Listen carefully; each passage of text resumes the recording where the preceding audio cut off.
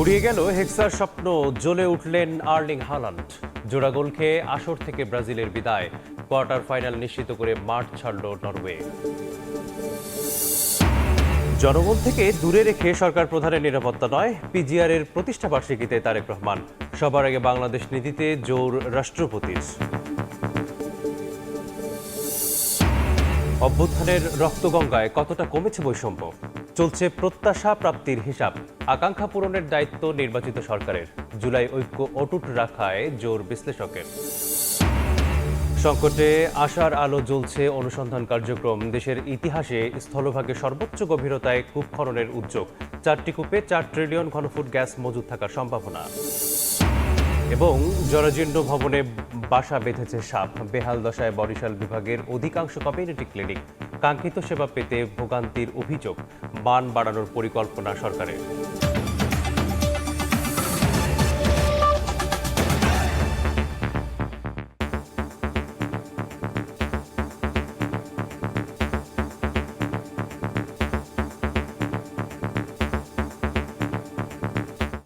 ভোরের সময় সঙ্গে আছি আমি মিসবাহুল আলিফ। এবারের বিশ্বকাপে শেষ হলো ব্রাজিলের পথ চলা। আর্লিং হালান্ডের দানবীয় পারফরমেন্সে উড়ে গেল সেলেসাওরা। জোড়া গোল করে দলকে কোয়ার্টার ফাইনালে নিয়ে গেছেন নরওয়েজিয়ান এই ফরওয়ার্ড। ব্রাজিল হেরেছে 2-1 গোলে। সান্ত্বনার গোলটি এসেছে নেইমার জুনিয়রের পা থেকেই। গোল্ডেন বুটের রেসে সমান 7 গোল করে মেসি এমবাপের পাশে এখন হালান্ড।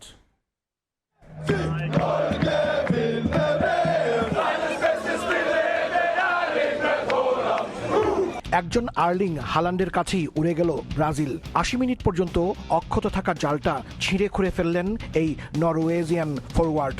জোড়া গোল করে ম্যাচটাকে বের করে নিলেন একাই।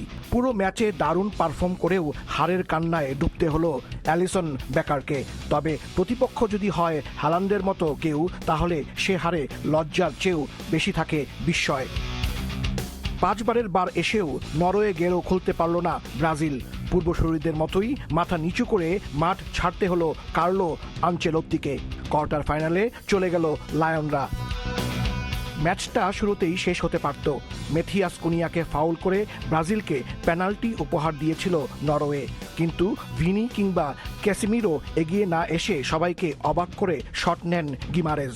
হলুদ জার্সিতে নেয়া প্রথম পেনাল্টিটাই মিস করে বসলেন মিডফিল্ডার। কপাল পুড়ল সেলেসাওদের। এরপর ম্যাচ জুড়ে বল পজিশনে রাখলেও অফ দ্য বলে ব্রাজিলের সামনে হাঁসফাঁস করছিল নরওয়ে। একের পর এক আক্রমণে উঠে ভিনি মার্টিনেল্লিরা, কিন্তু ফাইনাল টাচ আসেনি কারো কাছ থেকেই। উল্টো নাইল্যান্ডের গ্লাভসে বারবার আটকে যায় সব চেষ্টা। বিরতি থেকে ফিরে এন্ড্রিক মাঠে নামলে গতি পায় ম্যাচ, কিন্তু ভিনির বাড়ানো বল থেকে ম্যাচের সবচেয়ে সহজ সুযোগটা কাজে লাগাতে ব্যর্থ হন তিনি। নেইমার নেমেও সুবিধা করতে পারেননি, কখনো পোস্টে, কখনো মিডফিল্ডারদের গায়ে, আর কখনো গোলকিপারের কাছে আটকে যায় ব্রাজিল। পরে যোগ করা সময়ের শেষ সেকেন্ডে একটা পেনাল্টি পেলে নিজের কারিশমা দেখান নেইমার জুনিয়র, কিন্তু ম্যাচ ততক্ষণে শেষ। রেফারির বাঁশি বাজতেই আনন্দে ফেটে পড়ে নিউ জার্সি। উন্মাতাল স্টেডিয়ামে চলে ভাইকিং রো। 28 বছর পর বিশ্বকাপে ফিরে নরওয়ে এখন কোয়ার্টার ফাইনালে। কতদূর আর যেতে পারবে তারা, সেই প্রশ্নের উত্তর মেলবে ফ্লোরিডার মায়ামির হার্ড রক স্টেডিয়ামে 11 জুলাই। সেই পর্যন্তই এখন অপেক্ষা।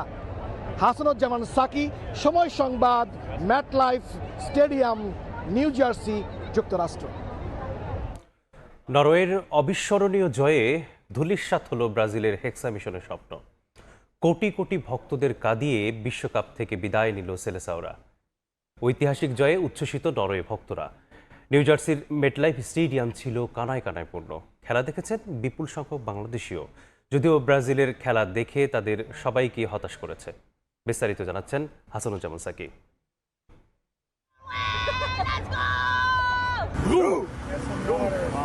নিউ ইয়র্ক ও নিউ জার্সির ম্যাটলাইফ স্টেডিয়ামে নরওয়ে ভক্তদের উৎসব। হলুদ বসন্তের ছটা একেবারে হারিয়ে গেল লালের আবিরে। সেলেসাওদের হারে তাই কাঁদল ভক্তরা। টান টান উত্তেজনায় ভরপুর ম্যাচে শেষ হাসিটা হাসলো আর্লিং হালান্ডের দল। Great upset. Good game. Feel great, man. Feel great. Amazing game. Only good vibes, you know. We're here to win it, so we'll see. Amazing. This is my second game, and if it wasn't for Holland, we wouldn't be here today. If it wasn't for the fans of Norway and what they do, we wouldn't be here. শেষ 16 এ যেন ছিল রুদ্ধশ্বাস লড়াই। প্রথম 2 মিনিটেই নরওয়ের গোল অফসাইডের কারণে বাতিল হয়ে যায়। 14 মিনিটে পেনাল্টি পেয়েও জালে জড়াতে পারেনি ব্রাজিলের মিডফিল্ডার ব্রুনো গিমারেজ। প্রথমার্ধের হাইড্রেশন ব্রেকের আগেই এত কাহিনী। ব্রাজিলের বিপক্ষে জিতে নরওয়ের ভক্তরা এখন সেমিফাইনালের স্বপ্নে বিভোর, আর স্বপ্নভঙ্গের যন্ত্রণায় কাতর Brazil. It was bad. It wasn't great. I was so sad. I feel very disappointed right now. It was a tough loss for Brazil. My daughter was very upset. প্রথমেই যখন পেনাল্টিটা মিস হয় তখনই ভাবলাম যে আজ আমাদের ভাগ্য সহায় দিচ্ছে না। সেকেন্ড হাফে এন্ড্রিকের চান্স মিস, এই দুটোই ভাইটাল হয়ে গেল। আর হালান্ড দুটো চান্স, দুটো গোল। 80% দর্শক, ব্রাজিলের সমর্থক, সবার মন ভেঙেছে। তবে আর্জেন্টিনার সমর্থকরা বেজায় খুশি। অসাধারণ লাগছে আমার। We're finally out. Brazil's out. Argentina, Messi going to the finals. You already know. এবারের বিশ্বকাপে শুরু থেকেই হট ফেভারিট কিংবা ছন্দে ছিল না ব্রাজিল, কিন্তু তারপরেও রাউন্ড 16তে এসে হ্যাক্সা মিশনের স্বপ্ন দেখেছিল সেলেসাও ভক্তরা। কিন্তু সেই স্বপ্ন গুড়ে বালি, যা কাঁদালো কোটি কোটি ব্রাজিল ভক্তদের। Hasanuzzaman Saki, Somoy Sangbad, New York, New Jersey, MetLife stadium, যুক্তরাষ্ট্র। এবার অন্য প্রসঙ্গ। পরিবর্তিত ভূরাজনৈতিক বাস্তবতা, সাইবার যুদ্ধসহ বহুমাত্রিক চ্যালেঞ্জ মোকাবেলায় সশস্ত্র বাহিনীকে করা হবে সময় উপযোগী। নিরাপত্তা কৌশল যেন সরকার প্রধানকে জনগণ থেকে দূরে ঠেলে না দেয়, সে খেয়াল রাখার নির্দেশনা দিয়েছেন প্রধানমন্ত্রী তারেক রহমান। পিজিআরের প্রতিষ্ঠাবার্ষিকীর আয়োজনে যোগ দিয়ে রাষ্ট্রপতি মোহাম্মদ শাহাবুদ্দিন বলেন, সশস্ত্র বাহিনী হবে চতুর্মাত্রিক। জোর দেন সবার আগে বাংলাদেশ নীতিতে। ঢাকা সেনানিবাসে প্রেসিডেন্ট গার্ড রেজিমেন্টের 51তম প্রতিষ্ঠাবার্ষিকীর আয়োজনে যোগ দেন প্রধানমন্ত্রী তারেক রহমান। কেক কেটে প্রতিষ্ঠাবার্ষিকীর উদ্বোধন করেন সরকার প্রধান। কুশল বিনিময় করেন চট্টগ্রামে শহীদ রাষ্ট্রপতি জিয়া রহমানের সঙ্গে শহীদ হওয়া 5 পিজিআর সদস্যের পরিবারের সঙ্গে। এ সময় সাইবার যুদ্ধসহ বহুমাত্রিক চ্যালেঞ্জ মোকাবেলায় বাহিনীগুলোকে আরও আধুনিক এবং প্রশিক্ষিত হওয়া জরুরি উল্লেখ করে সশস্ত্র বাহিনীকে আরও আধুনিকায়নের উদ্যোগ নেওয়া হয়েছে বলে জানান প্রধানমন্ত্রী। সশস্ত্র বাহিনীর পাশাপাশি পিজিআর কিংবা এসএসএফ এর মতন সফিস্টিকেটেড বাহিনীগুলোকেও সরকার আরও আধুনিকায়নের পরিকল্পনা গ্রহণ করেছে। পিজিআর এর মতন বিশেষায়িত বাহিনীর সর্বোচ্চ সফলতার জন্য আধুনিক নিরাপত্তা কৌশল এবং প্রযুক্তিগত দক্ষতা অর্জনের পাশাপাশি প্রতি সদস্যের সাহস, সততা, বিশ্বস্ততা, সর্বোচ্চ পেশাদারিত্ব, নিয়মবর্তিতা এবং সর্বোপরি চেইন অফ কমান্ড অনুসরণ, এই বিষয়গুলো কঠোরভাবে মেনে চলা অপরিহার্য। নিরাপত্তা দেওয়ার ক্ষেত্রে গণতান্ত্রিক সরকারের প্রধানকে জনগণ থেকে বিচ্ছিন্ন না করে নিরাপত্তা কৌশল বিন্যস্ত করার উপর জোর দেন প্রধানমন্ত্রী। গণতান্ত্রিক সরকারের প্রধান হিসাবে রাজধানী ঢাকা এবং ঢাকার বাইরে দেশের প্রত্যন্ত অঞ্চলে প্রায়শই জনসভা এবং বিভিন্ন রাষ্ট্রীয় কর্মসূচিতে আমাকে অংশগ্রহণ করতে হয়। নিরাপত্তা কৌশল এমনভাবে বিন্যাস করা জরুরি, জনগণ যাতে নিজেদেরকে সরকার প্রধান থেকে বিচ্ছিন্ন মনে না করেন। প্রধানমন্ত্রী বলেন, সশস্ত্র বাহিনী দেশপ্রেমে উদ্বুদ্ধ হয়ে পেশাদারিত্ব বজায় রাখলে দেশের স্বাধীনতা, সার্বভৌমত্ব কখনো হুমকির মুখে পড়বে না। সশস্ত্র বাহিনী যদি দেশপ্রেমে উদ্বুদ্ধ হয়ে কঠোর নিয়মবর্তিতা অনুসরণ এবং পেশাদারিত্ব বজায় রাখেন, তাহলে দেশের সার্বভৌমত্ব আর কখনোই হুমকির সম্মুখীন হবে না বলে আমি বিশ্বাস করি, ইনশাআল্লাহ। এর আগে আলাদা অনুষ্ঠানে রাষ্ট্রপতি বলেন, সশস্ত্র বাহিনী হবে চতুর্মাত্রিক। জাতীয় নিরাপত্তা কৌশল নির্ধারণে সবার আগে বাংলাদেশ নীতি ধারণ করা হচ্ছে। সরকার সশস্ত্র বাহিনীকে আধুনিক চতুর্মাত্রিক বাহিনী হিসাবে গড়ে তুলতে অঙ্গীকারবদ্ধ। দেশের প্রতিরক্ষা পরিকল্পনা প্রণয়ন ও প্রস্তুতি, প্রতিরোধ সক্ষমতা বৃদ্ধি ও জাতীয় নিরাপত্তা কৌশল নির্ধারণে নেওয়া হয়েছে সবার আগে বাংলাদেশ নীতি। সরকার সশস্ত্র বাহিনীকে আধুনিক বাহিনী হিসেবে গড়ে তুলতে বদ্ধপরিকর বলেও জানান রাষ্ট্রপ্রধান। হাসান ওয়ালি, সময় সংবাদ, ঢাকা। সরকারি অনুষ্ঠানের ব্যানার ফেস্টুনে প্রধানমন্ত্রীর ছবি ব্যবহারে নিষেধাজ্ঞা দিয়ে পরিপত্র জারি করেছে মন্ত্রিপরিষদ বিভাগ। এদিকে কার্বন নিঃসরণ কমিয়ে দেশের কার্বন ক্রেডিট বাড়ানোর সম্ভাবনা এবং এই বিষয়ে কর্মপরিকল্পনা ঠিক করতে সংশ্লিষ্টদের ব্যবস্থা নেওয়ার নির্দেশ দিয়েছেন প্রধানমন্ত্রী তারেক রহমান। এই লক্ষ্যে সংশ্লিষ্ট মন্ত্রণালয় এবং সংস্থাগুলোর মধ্যে সমন্বয় জোরদার করতে একটি কমিটিও গঠনের নির্দেশ দেন সরকার প্রধান।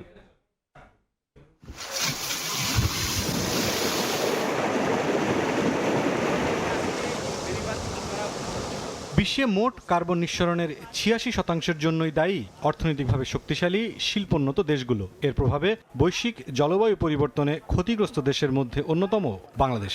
এই পরিস্থিতিতে কার্বন নিঃসরণ কমিয়ে কার্যকর পদক্ষেপ বাস্তবায়ন করা গেলে কার্বন ক্রেডিট অর্জনের মাধ্যমে আন্তর্জাতিক বাজারে সম্ভাবনা কাজে লাগানো সম্ভব।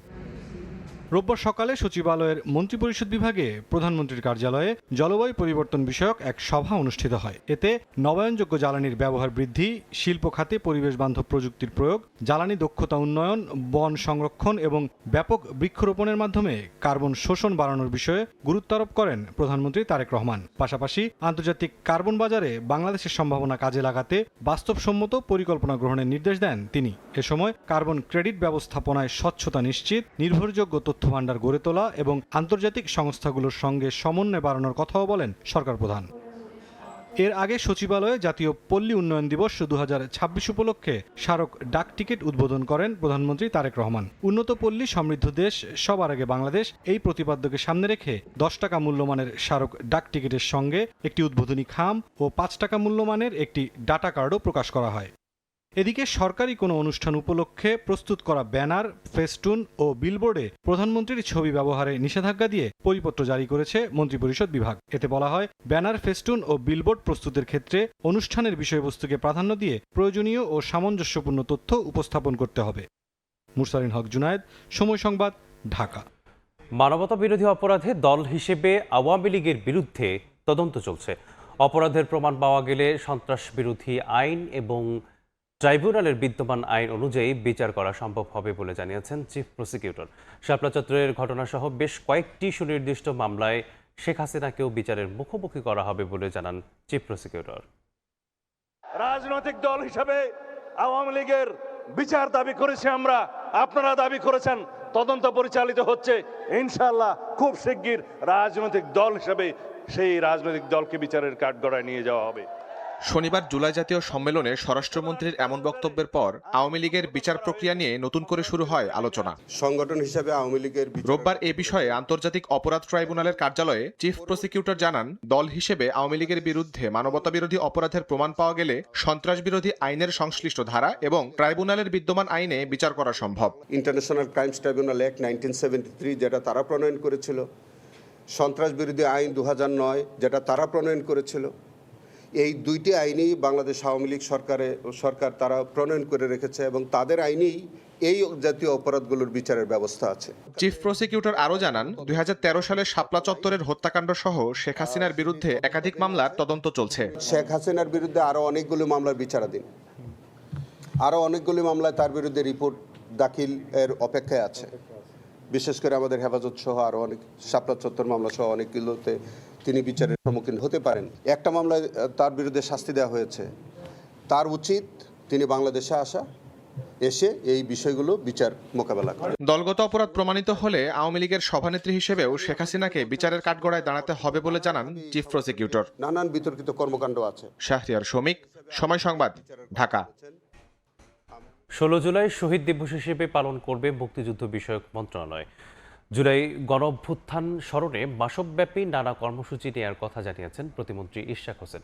গুম, নির্যাতন এবং রাষ্ট্রকর্তৃক নিপীড়নের ঘটনা নিয়ে কাজ করতে নতুন অধিদপ্তর প্রতিষ্ঠার পরিকল্পনা চলছে বলেও জানান তিনি। 24 জুলাই আগস্টের ছাত্র জনতার অভ্যুত্থানের ভিত কেঁপে ওঠে স্বৈরশাসনের। 5 আগস্ট পতন ঘটে শেখ হাসিনার। ফ্যাসিবাদ থেকে দেশমুক্ত হলেও অভ্যুত্থানে প্রাণ দিতে হয়েছে 1,500-এর মতো ছাত্র জনতাকে।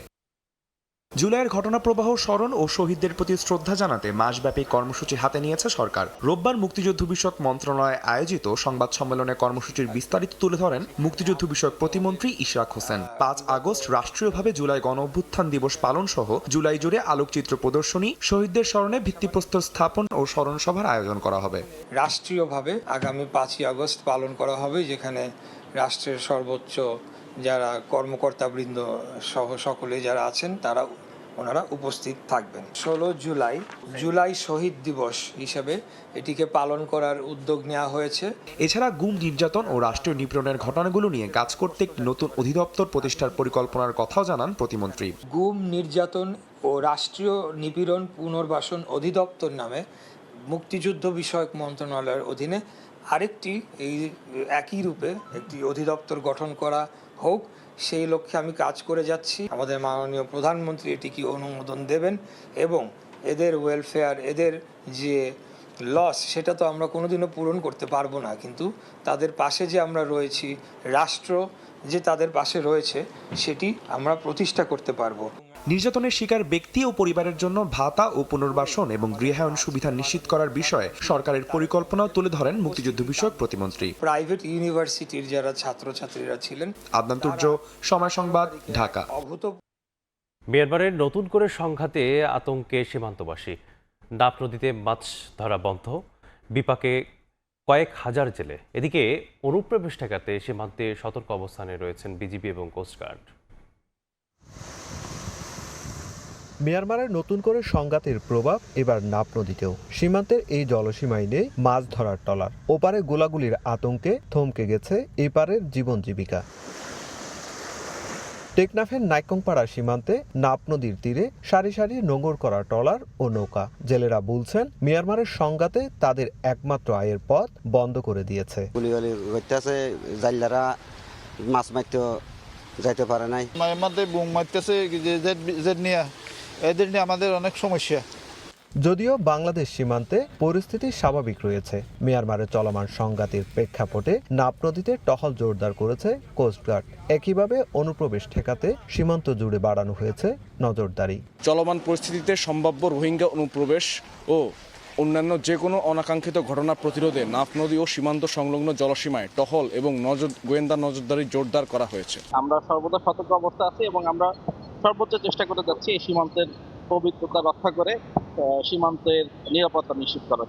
নতুন করে মিয়ানমারের রাখাইনে সংঘাতে বান্দরবনের নাইখংছড়িতেও সতর্ক অবস্থানে রয়েছে বিজিবি। রোহিঙ্গা অনুপ্রবেশ এবং যে কোনো পরিস্থিতি মোকাবেলায় সর্বোচ্চ সতর্ক অবস্থানে রয়েছে বিজিবি ও কোস্টগার্ড। টেকনাফের নাইটংপাড়া সীমান্ত থেকে সুজাউদ্দিন রুবেল, সময় সংবাদ, কক্সবাজার। বৈরী আবহাওয়ায় উত্তাল বঙ্গোপসাগর। ঢেউয়ের তোড়ে গভীর সমুদ্রে টিকতে না পেরে উপকূলে নোঙর করছে শত শত মাছ ধরার ট্রলার। এর ফলে টানা 4 দিন ধরে সমুদ্রে যেতে পারেনি জেলেরা। জীবিকার তাগিদে ঝুঁকি নিয়ে যারা গেছেন তারাও ফিরছেন প্রায় খালি হাতে। একের পর এক সরকারি নিষেধাজ্ঞা আর প্রাকৃতিক দুর্যোগে দিশেহারা উপকূলের হাজারো জেলে পরিবার। বিস্তারিত জানাচ্ছেন শেখদার জাবির হোসেন, ক্যামেরায় ছিলেন তৌকিব পেদা।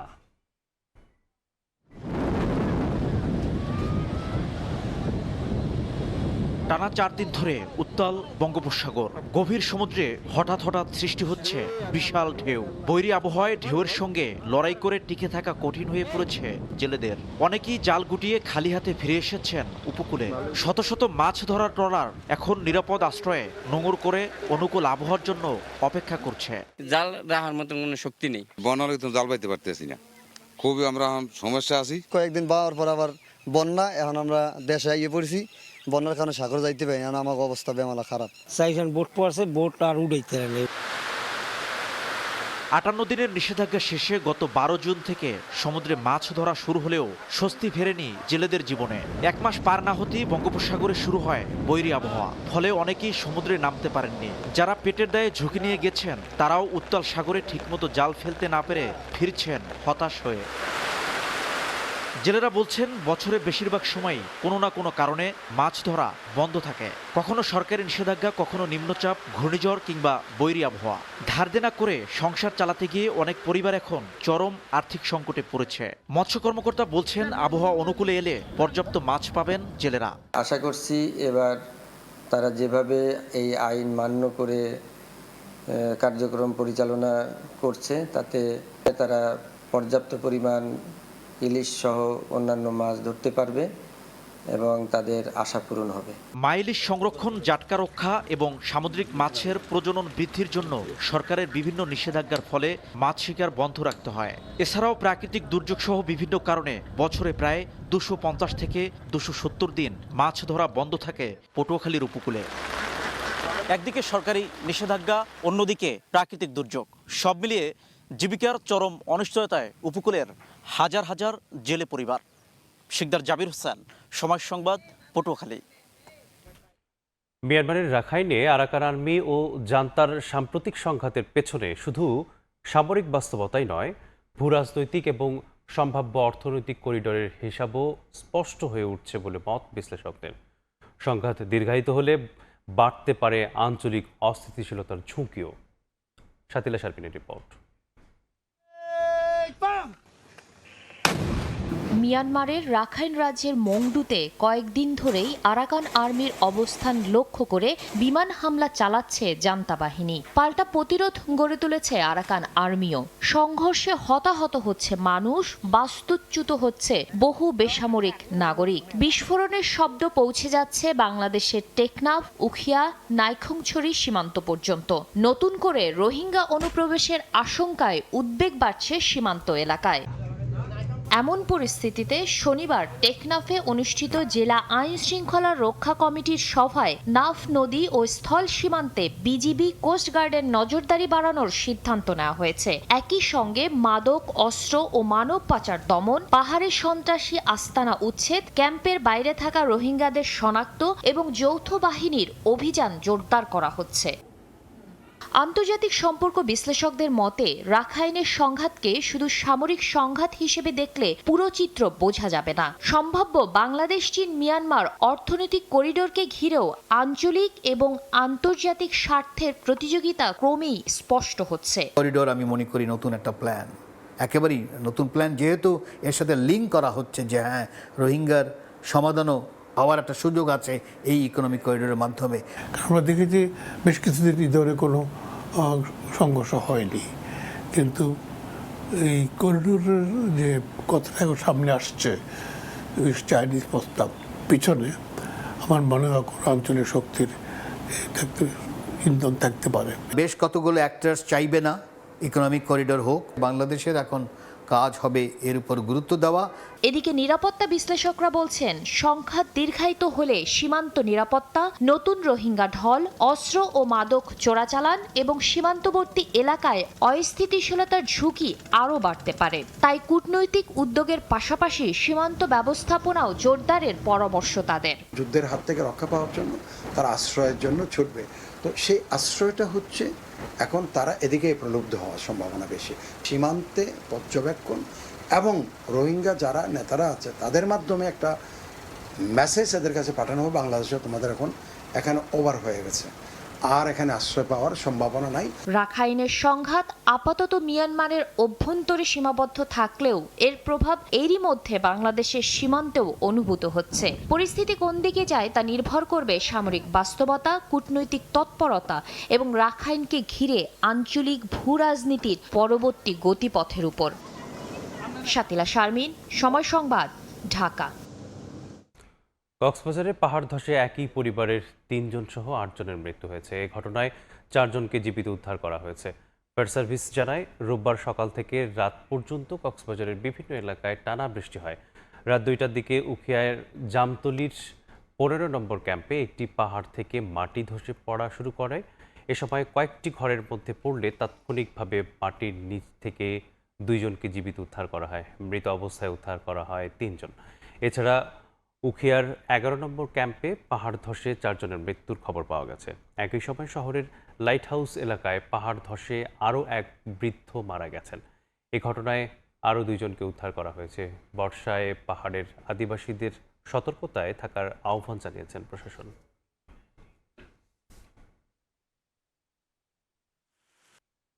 হাম ও উপসর্গে মারা গেছে আরও 7 জন। নতুন করে আক্রান্ত হয়েছে 1031 জন। হাম ও ডেঙ্গুর উপসর্গ কাছাকাছি হওয়ায় বিভ্রান্তিতে অভিভাবক। এতে রোগ শনাক্তে দেরি হচ্ছে, অনেক ক্ষেত্রেই বাড়ছে জটিলতা। চিকিৎসকরা বলছেন, লক্ষণ কাছাকাছি হলেও সুনির্দিষ্ট কিছু উপসর্গ দেখেই সম্ভব চিহ্নিত করা। তাই 3 দিনের বেশি জ্বর থাকলে স্বাভাবিক না ভেবে দ্রুত হাসপাতালে নেওয়ার পরামর্শ চিকিৎসকদের। জ্বর, শরীরে র্যাশ, ব্যথা, দুর্বলতা এমন সব উপসর্গ দেখা দিলেই অভিভাবকদের প্রথম ভাবনা হাম। কিন্তু একই সময়ে দেশের চোখ রাঙাচ্ছে ডেঙ্গু। এই অবস্থায় একই ধরনের প্রাথমিক লক্ষণের কারণে বিভ্রান্তিতে পড়ছেন অভিভাবকরা। শিশু হাসপাতালের হাম ও ডেঙ্গু ওয়ার্ডে ভর্তি শিশুদেরও লক্ষণ প্রায় একই। কারো জ্বর থেকে র্যাশ, আবার কারো তীব্র জ্বরের সঙ্গে আছে নিউমোনিয়া। ওরও জ্বর নিয়ে আর জ্বর সারতেছিল না, তো আমরা ওইটা চিন্তা করিনি যে হাম হইতে পারে। হামের সাথে নিউমোনিয়াও ধরা পড়ে। নিউমোনিয়া ধরা পড়ার পরের দিনই আমরা দেরি না করে ঢাকা নিয়ে আসি।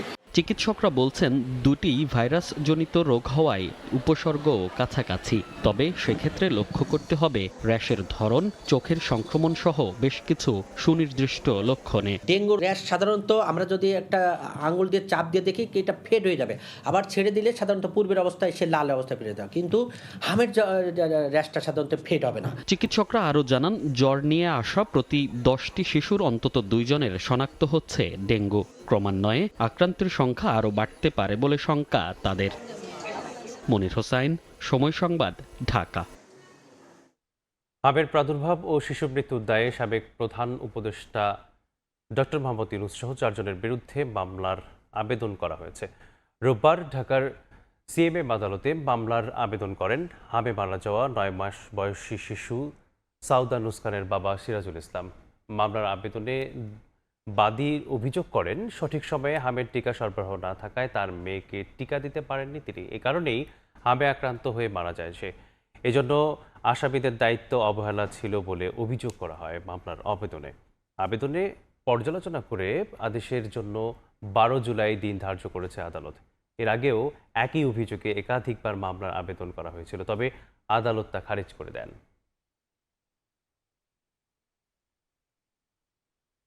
2 মাস আগে ব্যবস্থা নেয়ার গত বছরের তুলনায় এবার ডেঙ্গু পরিস্থিতি এখনও সহনীয় পর্যায়ে রয়েছে বলে জানিয়েছেন স্বাস্থ্যমন্ত্রী।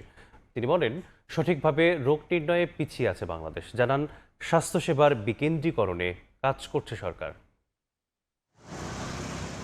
আসন সীমিত থাকায় কোনো রোগীকে যেন ফিরে যেতে না হয় সেই লক্ষ্যে প্রস্তুত করা হয়েছে নিউরোসায়েন্স হাসপাতালের 2য় ভবন, যা আগামী 15 আগস্ট উদ্বোধন করবেন প্রধানমন্ত্রী তারেক রহমান।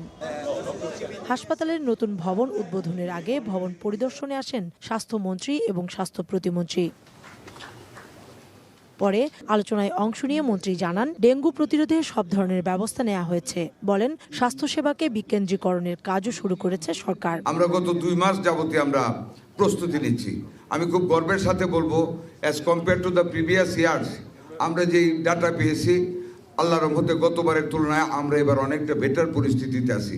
স্বাস্থ্যসেবাকে বিকেন্দ্রীকরণ, গ্রাম অঞ্চলে মানুষের কাছে স্বাস্থ্যসেবা পৌঁছে দেওয়া, তার মানে to take the patients out of the central.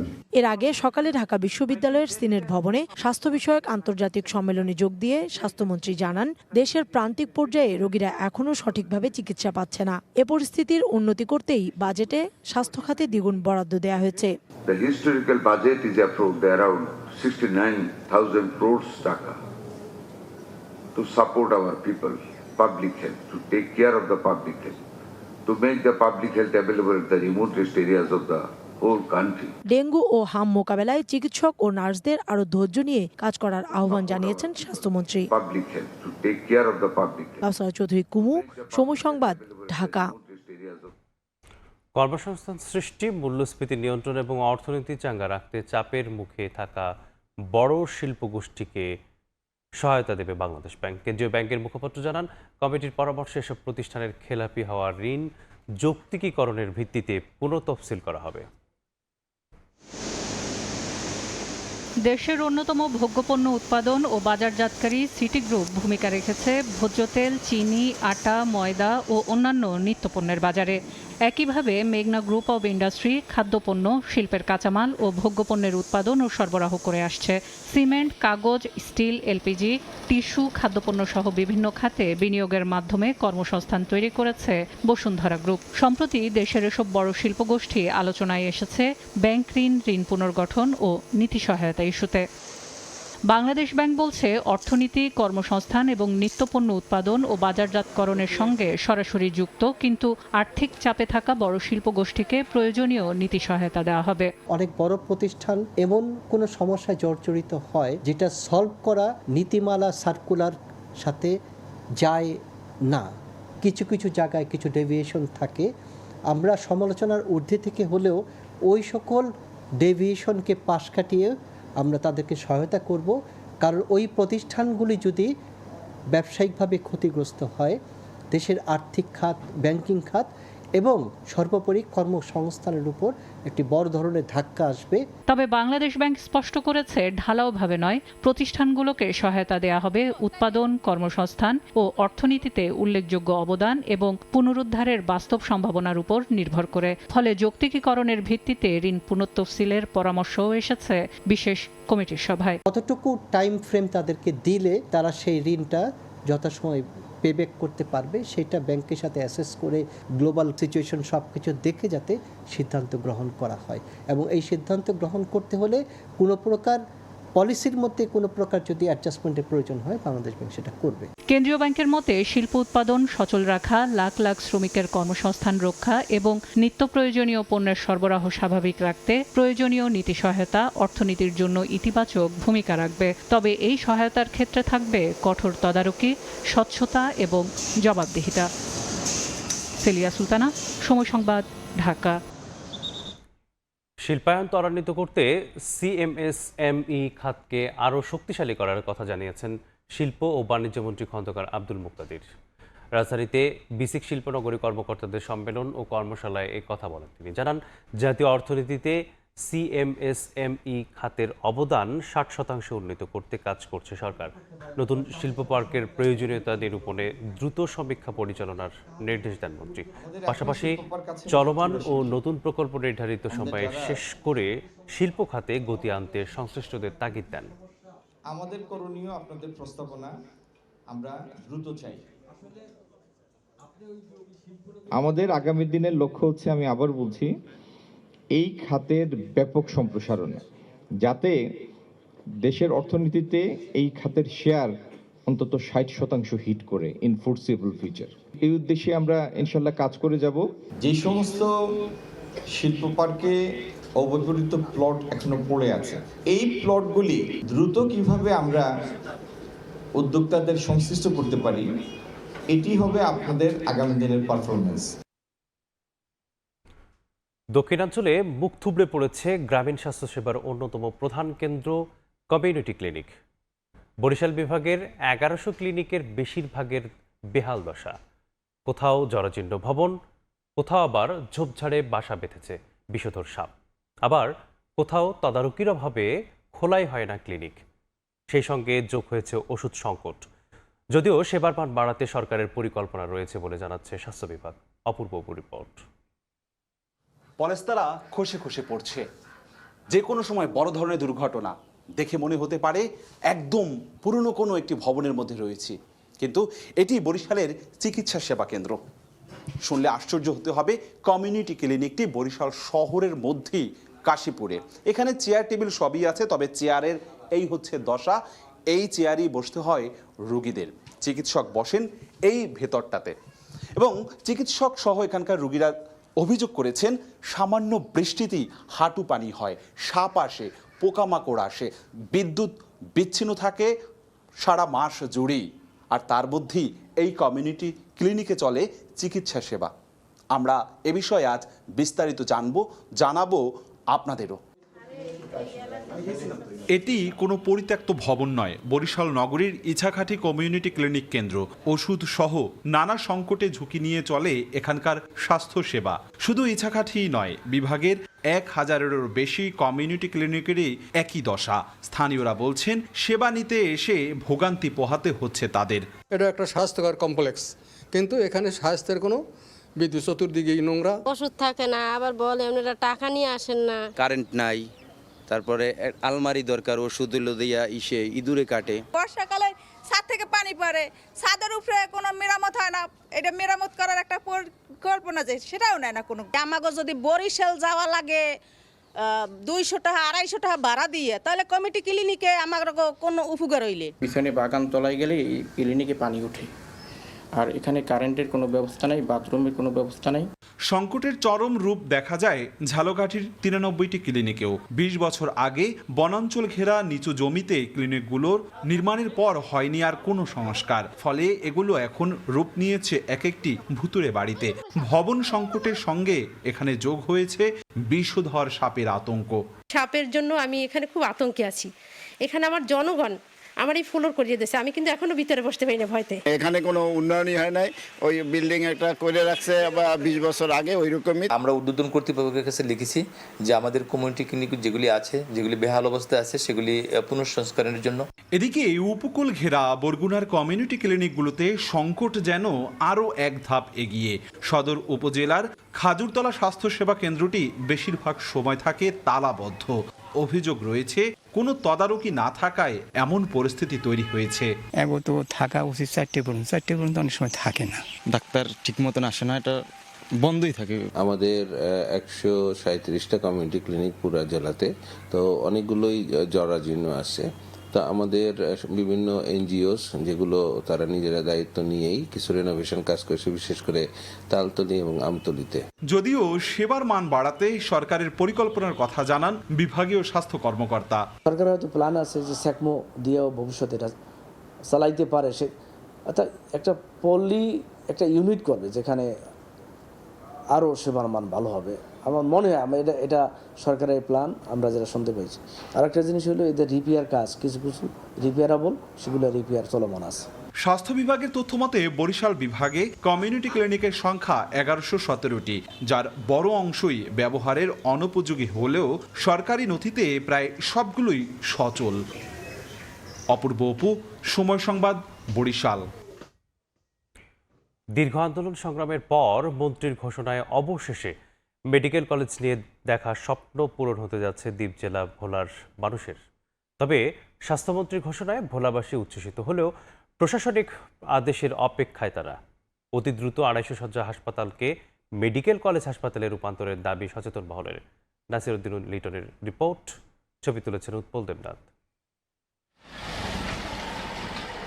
চারিদিকে নদীবেষ্টিত 3403 বর্গ কিলোমিটারের দ্বীপ জেলা ভোলার যোগাযোগের একমাত্র মাধ্যম নৌপথ।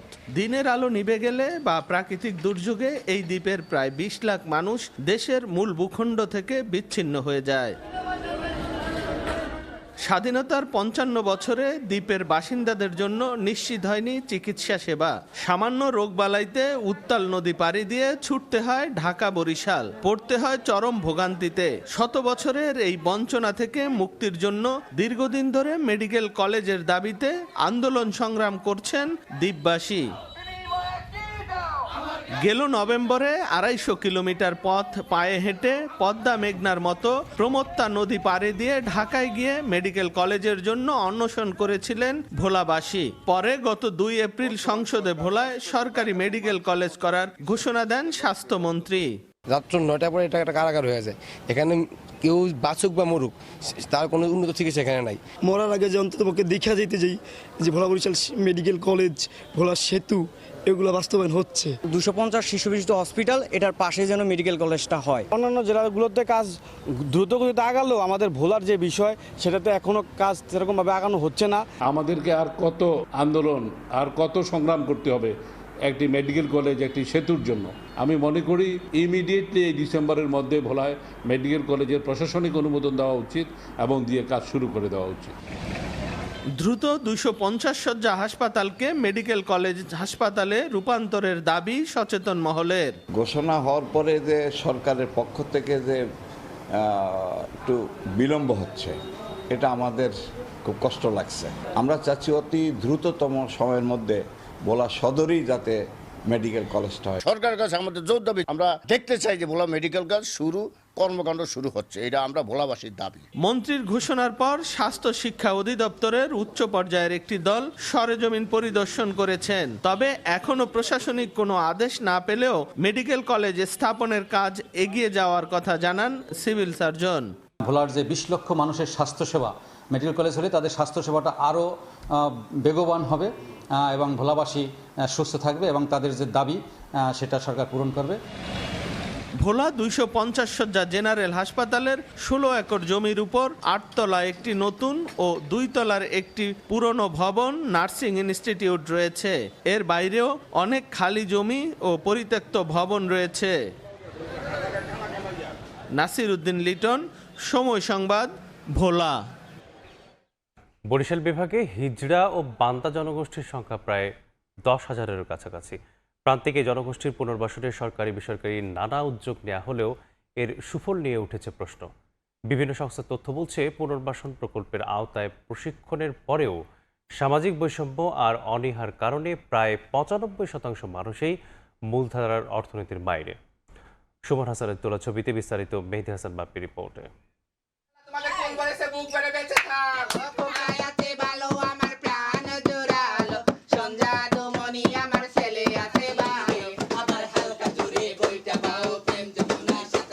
ঢোলের তাল আর তালি দিয়ে বাড়ি বাড়ি গিয়ে নাচ গান করাই তাদের প্রধান কাজ।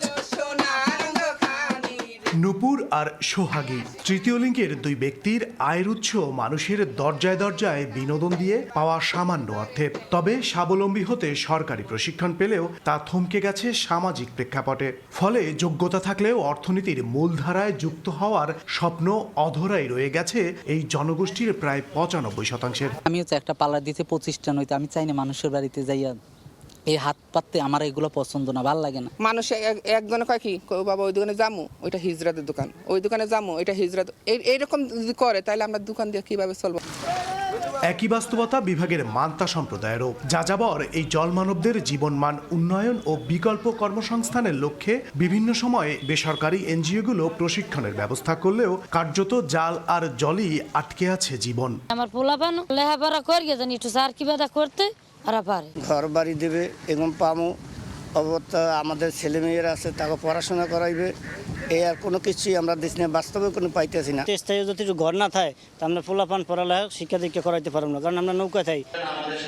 বেসরকারি সংস্থাগুলো সীমাবদ্ধতার কথা বললেও সমাজসেবা অধিদপ্তর বলছে সামাজিক দৃষ্টিভঙ্গির কারণেই মূল অর্থনীতি থেকে পিছিয়ে রয়েছেন তারা। তবে সরকারের নতুন পরিকল্পনার কথাও জানান এই কর্মকর্তা। আমাদের যদি সেই প্রকল্পটা দীর্ঘমেয়াদী হয় এবং বাজেট বেশি হয় তাহলে ওদের সাথে দীর্ঘমেয়াদী কাজ করলে ওদের সেই তাদেরকে অন্য পেশায় নিয়ে যাওয়া এবং তাদেরকে তাদের দক্ষতা উন্নয়ন সহ তাদের আর্থিকভাবে উন্নয়ন আসলে সহজ হয়। স্থায়ী একটা আবাসস্থল দরকার। স্থায়ী আবাসস্থল হলেই তাদেরকে আসলে পুনর্বাসন এবং ট্রেনিং প্রশিক্ষণের আওতায় এনে পুনর্বাসন করা অনেকটা সহজতর হবে বলে আমি মনে করি। বেসরকারি সংস্থাগুলোর তথ্য মতে বিভাগে পিছিয়ে পড়া জনগোষ্ঠীর সংখ্যা প্রায় 10,000। মেহেদী হাসান বাপ্পি, সময় সংবাদ, বরিশাল। 4 মাস পর সিলেট ম্যানচেস্টার রুটে ফের চালু হলো সরাসরি ফ্লাইট। যুক্তরাজ্য থেকে সরাসরি সিলেটে পৌঁছতে পেরে খুশি যাত্রীরা। এছাড়া শিগগিরই সিলেট কক্সবাজার রুটেও বন্ধ হওয়া ফ্লাইট চালু হওয়ার আশ্বাস দিয়েছে বেসামরিক বিমান পরিবহন মন্ত্রী। ফের চালু হলো বন্ধ থাকা সিলেট ম্যানচেস্টার রুটে বিমানের সরাসরি ফ্লাইট।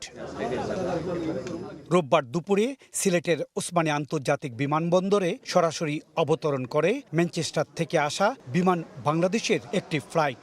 এ সময় ফ্লাইটে আসা 272 জন যাত্রীকে স্বাগত জানান বেসামরিক বিমান পরিবহন ও পর্যটন মন্ত্রী আফরোজা খানম রিতা, বাণিজ্য মন্ত্রী খন্দকার আব্দুল মুক্তাদির এবং প্রধানমন্ত্রীর উপদেষ্টা হুমায়ুন কবির। সিলেট কক্সবাজার রুটে বন্ধ হওয়া ফ্লাইটও পুনরায় চালু করার কথা জানান বেসামরিক বিমান মন্ত্রী। দীর্ঘদিনের একটা জব ব্যবস্থাপনা, সেটা থেকে বের হয়ে আসতে আমাদের একটু তো সময় লাগবে। আমার যাতে মধ্যবিত্ত যারা আছেন তারা যাতে মানে স্বস্তিতে ভ্রমণ করতে পারেন, আমরা সেদিকেও কাজ করছি। ভবিষ্যতে যে সমস্ত আন্তর্জাতিক এয়ারলাইন্স এই রুটে তাদের ফ্লাইট পরিচালনা করতে চায়, ইনশাল্লাহ আমাদের মাননীয় মন্ত্রী সেটি সদয় বিবেচনা করবেন। কথাপোক্ত আসলাম যে আমরা যদি নির্বাচিত হই, সরকার গঠন করি, আমরা দল বাংলাদেশ জাতীয়তাবাদী দল ক্ষমতায়, তাহলে আমরা ম্যানচেস্টার ফ্লাইট চালু করব। এদিকে সরাসরি ম্যানচেস্টার থেকে সিলেট পৌঁছাতে পেরে খুশি যাত্রীরা। খুব ভালো লাগছে, আমরা ডাইরেক্ট ম্যানচেস্টার থেকে সিলেট আসতে পারছি। খুব ভালো লাগছে স্যার, খুব ভালো লাগছে। ম্যানচেস্টার এয়ারপোর্টে গুলা থাকা যায় না, সিন্ডিকেট না কইরা এটা যদি মানে অনলাইন মাধ্যমে হইতো তো মানুষের ডাইরেক্ট অনলাইনে হইতে অনেক 17টা সিট আছে আর 17টা সিট গেছে। এর আগে গত 1 মার্চ থেকে বিমান বাংলাদেশ এয়ারলাইন্সের সিলেট ম্যানচেস্টার সরাসরি ফ্লাইট চলাচল স্থগিত করা হয়। ইকরামুল কবির, সময় সংবাদ, সিলেট। ফ্যাসিস্ট সরকার যে বর্বরোচিত হত্যাকাণ্ড ঘটিয়েছিল তাদের বিচারের মাধ্যমে দেশকে কলঙ্কমুক্ত করা হবে বলে মন্তব্য করেছেন শ্রম ও বৈদেশিক কর্মসংস্থান প্রতিমন্ত্রী নুরুল হক নূর। দুপুরে পটুয়াখালী জেলা প্রশাসকের সম্মেলন কক্ষে বিভিন্ন সরকারি দপ্তর প্রধানদের সঙ্গে মতবিনিময় শেষে কথা বলেন তিনি। জঘন্য একটা হত্যাকাণ্ড ঘটলো, একটা বর্বরচিত অধ্যায় ছিল বাংলাদেশে, সেটার সাথে যারা জড়িত তাদের বিচার করা, সেই বিচারের প্রক্রিয়া চলছে। আরও যারা অভিযুক্ত এক্সটেন্ডেড ওয়েতে তাদের বিষয়ে তথ্য নিয়ে আইনগত প্রক্রিয়ায় তাদের বিচার নিশ্চিত করা হবে। আওয়ামী লীগ নামে বাংলাদেশে কোনো রাজনৈতিক দল ভবিষ্যতে রাজনীতি করার অনুমতি পাবে বলে আমার মনে হয় না। বর্তমান সরকার দায়িত্ব গ্রহণের অল্প সময়ের মধ্যেই মানুষের কল্যাণে বিভিন্ন মানবিক উদ্যোগ বাস্তবায়ন শুরু করেছে বলে জানিয়েছেন চট্টগ্রাম 10 আসনের সংসদ সদস্য সাইদ আল নোমান। দুপুরে নগরীর দক্ষিণ কাট্রলি ওয়ার্ডে দুস্থ ও অসহায় মানুষের মাঝে দুর্যোগ ব্যবস্থাপনা ও ত্রাণ মন্ত্রণালয়ের বরাদ্দের চাল বিতরণ অনুষ্ঠানে প্রধান অতিথির বক্তব্যে তিনি একথা বলেন। অস্থির সমাজে আমরা বসবাস করছি। মাদক, চাঁদাবাজি, কিশোর গ্যাং, পড়াশোনা নাই, খেলার মাঠ নাই, এগুলো একটা দিক আছে। আরেকটা দিক হলো ভালো করে পড়াতে হবে এবং শিক্ষার স্বাস্থ্যের জায়গায় চিকিৎসার ব্যবস্থা করে দিতে হবে। এই দুটো যদি আমরা করতে পারি তাহলে আমরা আলোকিত সমাজ পাবো, দক্ষ জনগোষ্ঠী পাবো এবং সুস্বাস্থ্যের অধিকারী একটি সমাজ পাবো। তিতাস 31-এর পর স্থলভাগে আরও 3টি গভীর অনুসন্ধান কূপ খনন করতে যাচ্ছে জ্বালানি বিভাগ। এসব কূপ খনন হবে কুমিল্লার বাখরাবাদ, শ্রীকাইল ও পাবনার মোবারকপুরে। ধারণা করা হচ্ছে এই 4 কূপে প্রায় 4 ট্রিলিয়ন ঘনফুট গ্যাসের সম্ভাবনা মজুত রয়েছে। সংকটের মধ্যে গভীর কূপ খনন কার্যক্রমকে আশার আলো হিসেবে দেখছেন বিশেষজ্ঞরা। ফারুক ভাই রবিনের রিপোর্ট। জ্বালানি সংকটের মধ্যে সম্ভাবনার হাতছানি। গ্যাসের খোঁজে চলছে গভীর অনুসন্ধান কার্যক্রম, যেখানে খনন কাজ চলবে মাটি থেকে 5600 মিটার গভীর পর্যন্ত। আর এই মহাযজ্ঞ তিতাস গ্যাস ক্ষেত্রের 31 নম্বর কূপে, যেখানে থাকতে পারে 2 ট্রিলিয়ন ঘনফুট গ্যাসের মজুদ। সাফল্য পেলে এখান থেকে দৈনিক গ্যাস মিলতে পারে 15 মিলিয়ন ঘনফুট। দেশে স্থলভাগে এই তিতাস গ্যাস ক্ষেত্রে চলছে সবচেয়ে গভীরতায় গিয়ে অনুসন্ধান কার্যক্রম, যা জ্বালানি খাতের জন্য নতুন সূচনা হিসেবে দেখা হচ্ছে। নীতি নির্ধারকরা বলছেন একই পদ্ধতিতে একই গভীরতায় গিয়ে দেশে আরো কয়েকটি কূপ খননের লক্ষ্য ঠিক করা হয়েছে, যার মধ্য দিয়ে নতুন সম্ভাবনার আশায় জ্বালানি বিভাগ। প্রকল্পের সংশ্লিষ্টরা জানাচ্ছেন তিতাস 31 কূপ খননের পর একই রিগ বা খনন যন্ত্র যাবে কুমিল্লার বাখরাবাদে। সেখানে খনন কাজ চলবে 4360 মিটার গভীরতায়, যেখান থেকে দৈনিক গ্যাস মিলতে পারে প্রায় 10 মিলিয়ন ঘনফুট হারে। এরপর কুমিল্লার শ্রীকাইল ও পাবনার মোবারকপুরে কূপ খনন চলবে 6000 মিটার গভীরতায়। সব মিলিয়ে তিতাস সহ 4টি গভীর অনুসন্ধান কূপে প্রায় 4 ট্রিলিয়ন ঘনফুট গ্যাসের মজুদ থাকার সম্ভাবনা দেখছে জ্বালানি বিভাগ। জ্বালানি সিকিউরিটি এনশিওর করতে গেলে আপনাকে এই এক্সপ্লোরেশনে যেতেই হবে। পুরোপুরি আমদানি নির্ভর হয়ে থাকলে এরকম যুদ্ধ পরিস্থিতিতে কি হতে পারে এটা আমরা এবার লক্ষ্য করেছি। ফলে আমাদের এক্সপ্লোরেশনটা অব্যাহত রাখতেই হবে, এছাড়া কোনো বিকল্প নেই। জ্বালানি সংকটের মধ্যে গভীর অনুসন্ধান কূপ খনন কার্যক্রমকে আশার আলো হিসেবে দেখছেন বিশেষজ্ঞরা। তবে এক্ষেত্রে সতর্ক থাকতে হবে কারিগরি নানা চ্যালেঞ্জের বিষয়ে। হাই প্রেশার জোন আছে আমাদের, সেই হাই প্রেশার জোনে ডিলিং করাটা খুব ডিফিকাল্ট, এবং আমাদের দেশে এখন পর্যন্ত হাই প্রেশার জোন ক্রস করে কোনো ড্রিলিং কিন্তু হয়নি। তাহলে এখানে ড্রিলিংয়ের সবচেয়ে বড় চ্যালেঞ্জ হলো হাই প্রেশার জোনে খুব সতর্ক থেকে ড্রিলিং করতে হবে। ডিপ ড্রিলিং হচ্ছে, যেটা আগে কখনোই হয় না, এগুলো খুবই ভালো, এগুলো চালিয়ে যেতে হবে, এগুলার টাকার যেন ঘাটতি না হয়। দেশে সাধারণত কূপ খনন হয়ে থাকে 2.5 থেকে 4000 মিটার গভীর পর্যন্ত। কেবল ফেঞ্চুগঞ্জে খনন হয়েছে সর্বোচ্চ 4977 মিটার গভীরতায়। ফারুক ভিয়া রবিন, সময় সংবাদ, ঢাকা। জুলাইয়ের রক্তগঙ্গায় রাজপথে নেমেছিলেন নানা শ্রেণী পেশার মানুষ।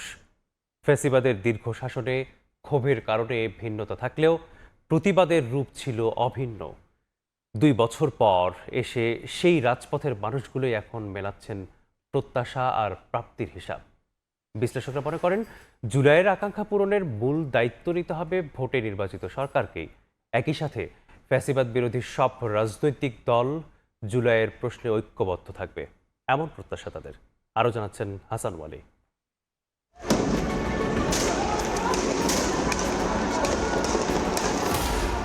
রক্তাক্ত রাজপথে লাখো জনতা, ছাত্র, কৃষক, শ্রমিক, রাজনৈতিক কর্মী কিংবা নিতান্ত সাধারণ মানুষ। জুলাইয়ের ঐক্যবদ্ধ হাত রুখে দিয়েছিল প্রতাপশালী শেখ হাসিনার ফ্যাসিবাদ। বন্দুকের গুলির চেয়ে অনেক শক্তিশালী ছিল 24 জুলাইয়ের বাংলাদেশ। ছাত্ররা নেমেছিল চাকরির বৈষম্য নিরসনে, রাজনৈতিক কর্মী স্বাভাবিক জীবনের নিশ্চয়তায়, আর জীবনে কখনো রাজনীতিতে না জড়ানো মানুষও ক্ষোভে ফুঁসে উঠেছিলেন আবু সাইদ ও আসিম মুগ্ধ ইয়াকুবের খুনের প্রতিশোধে।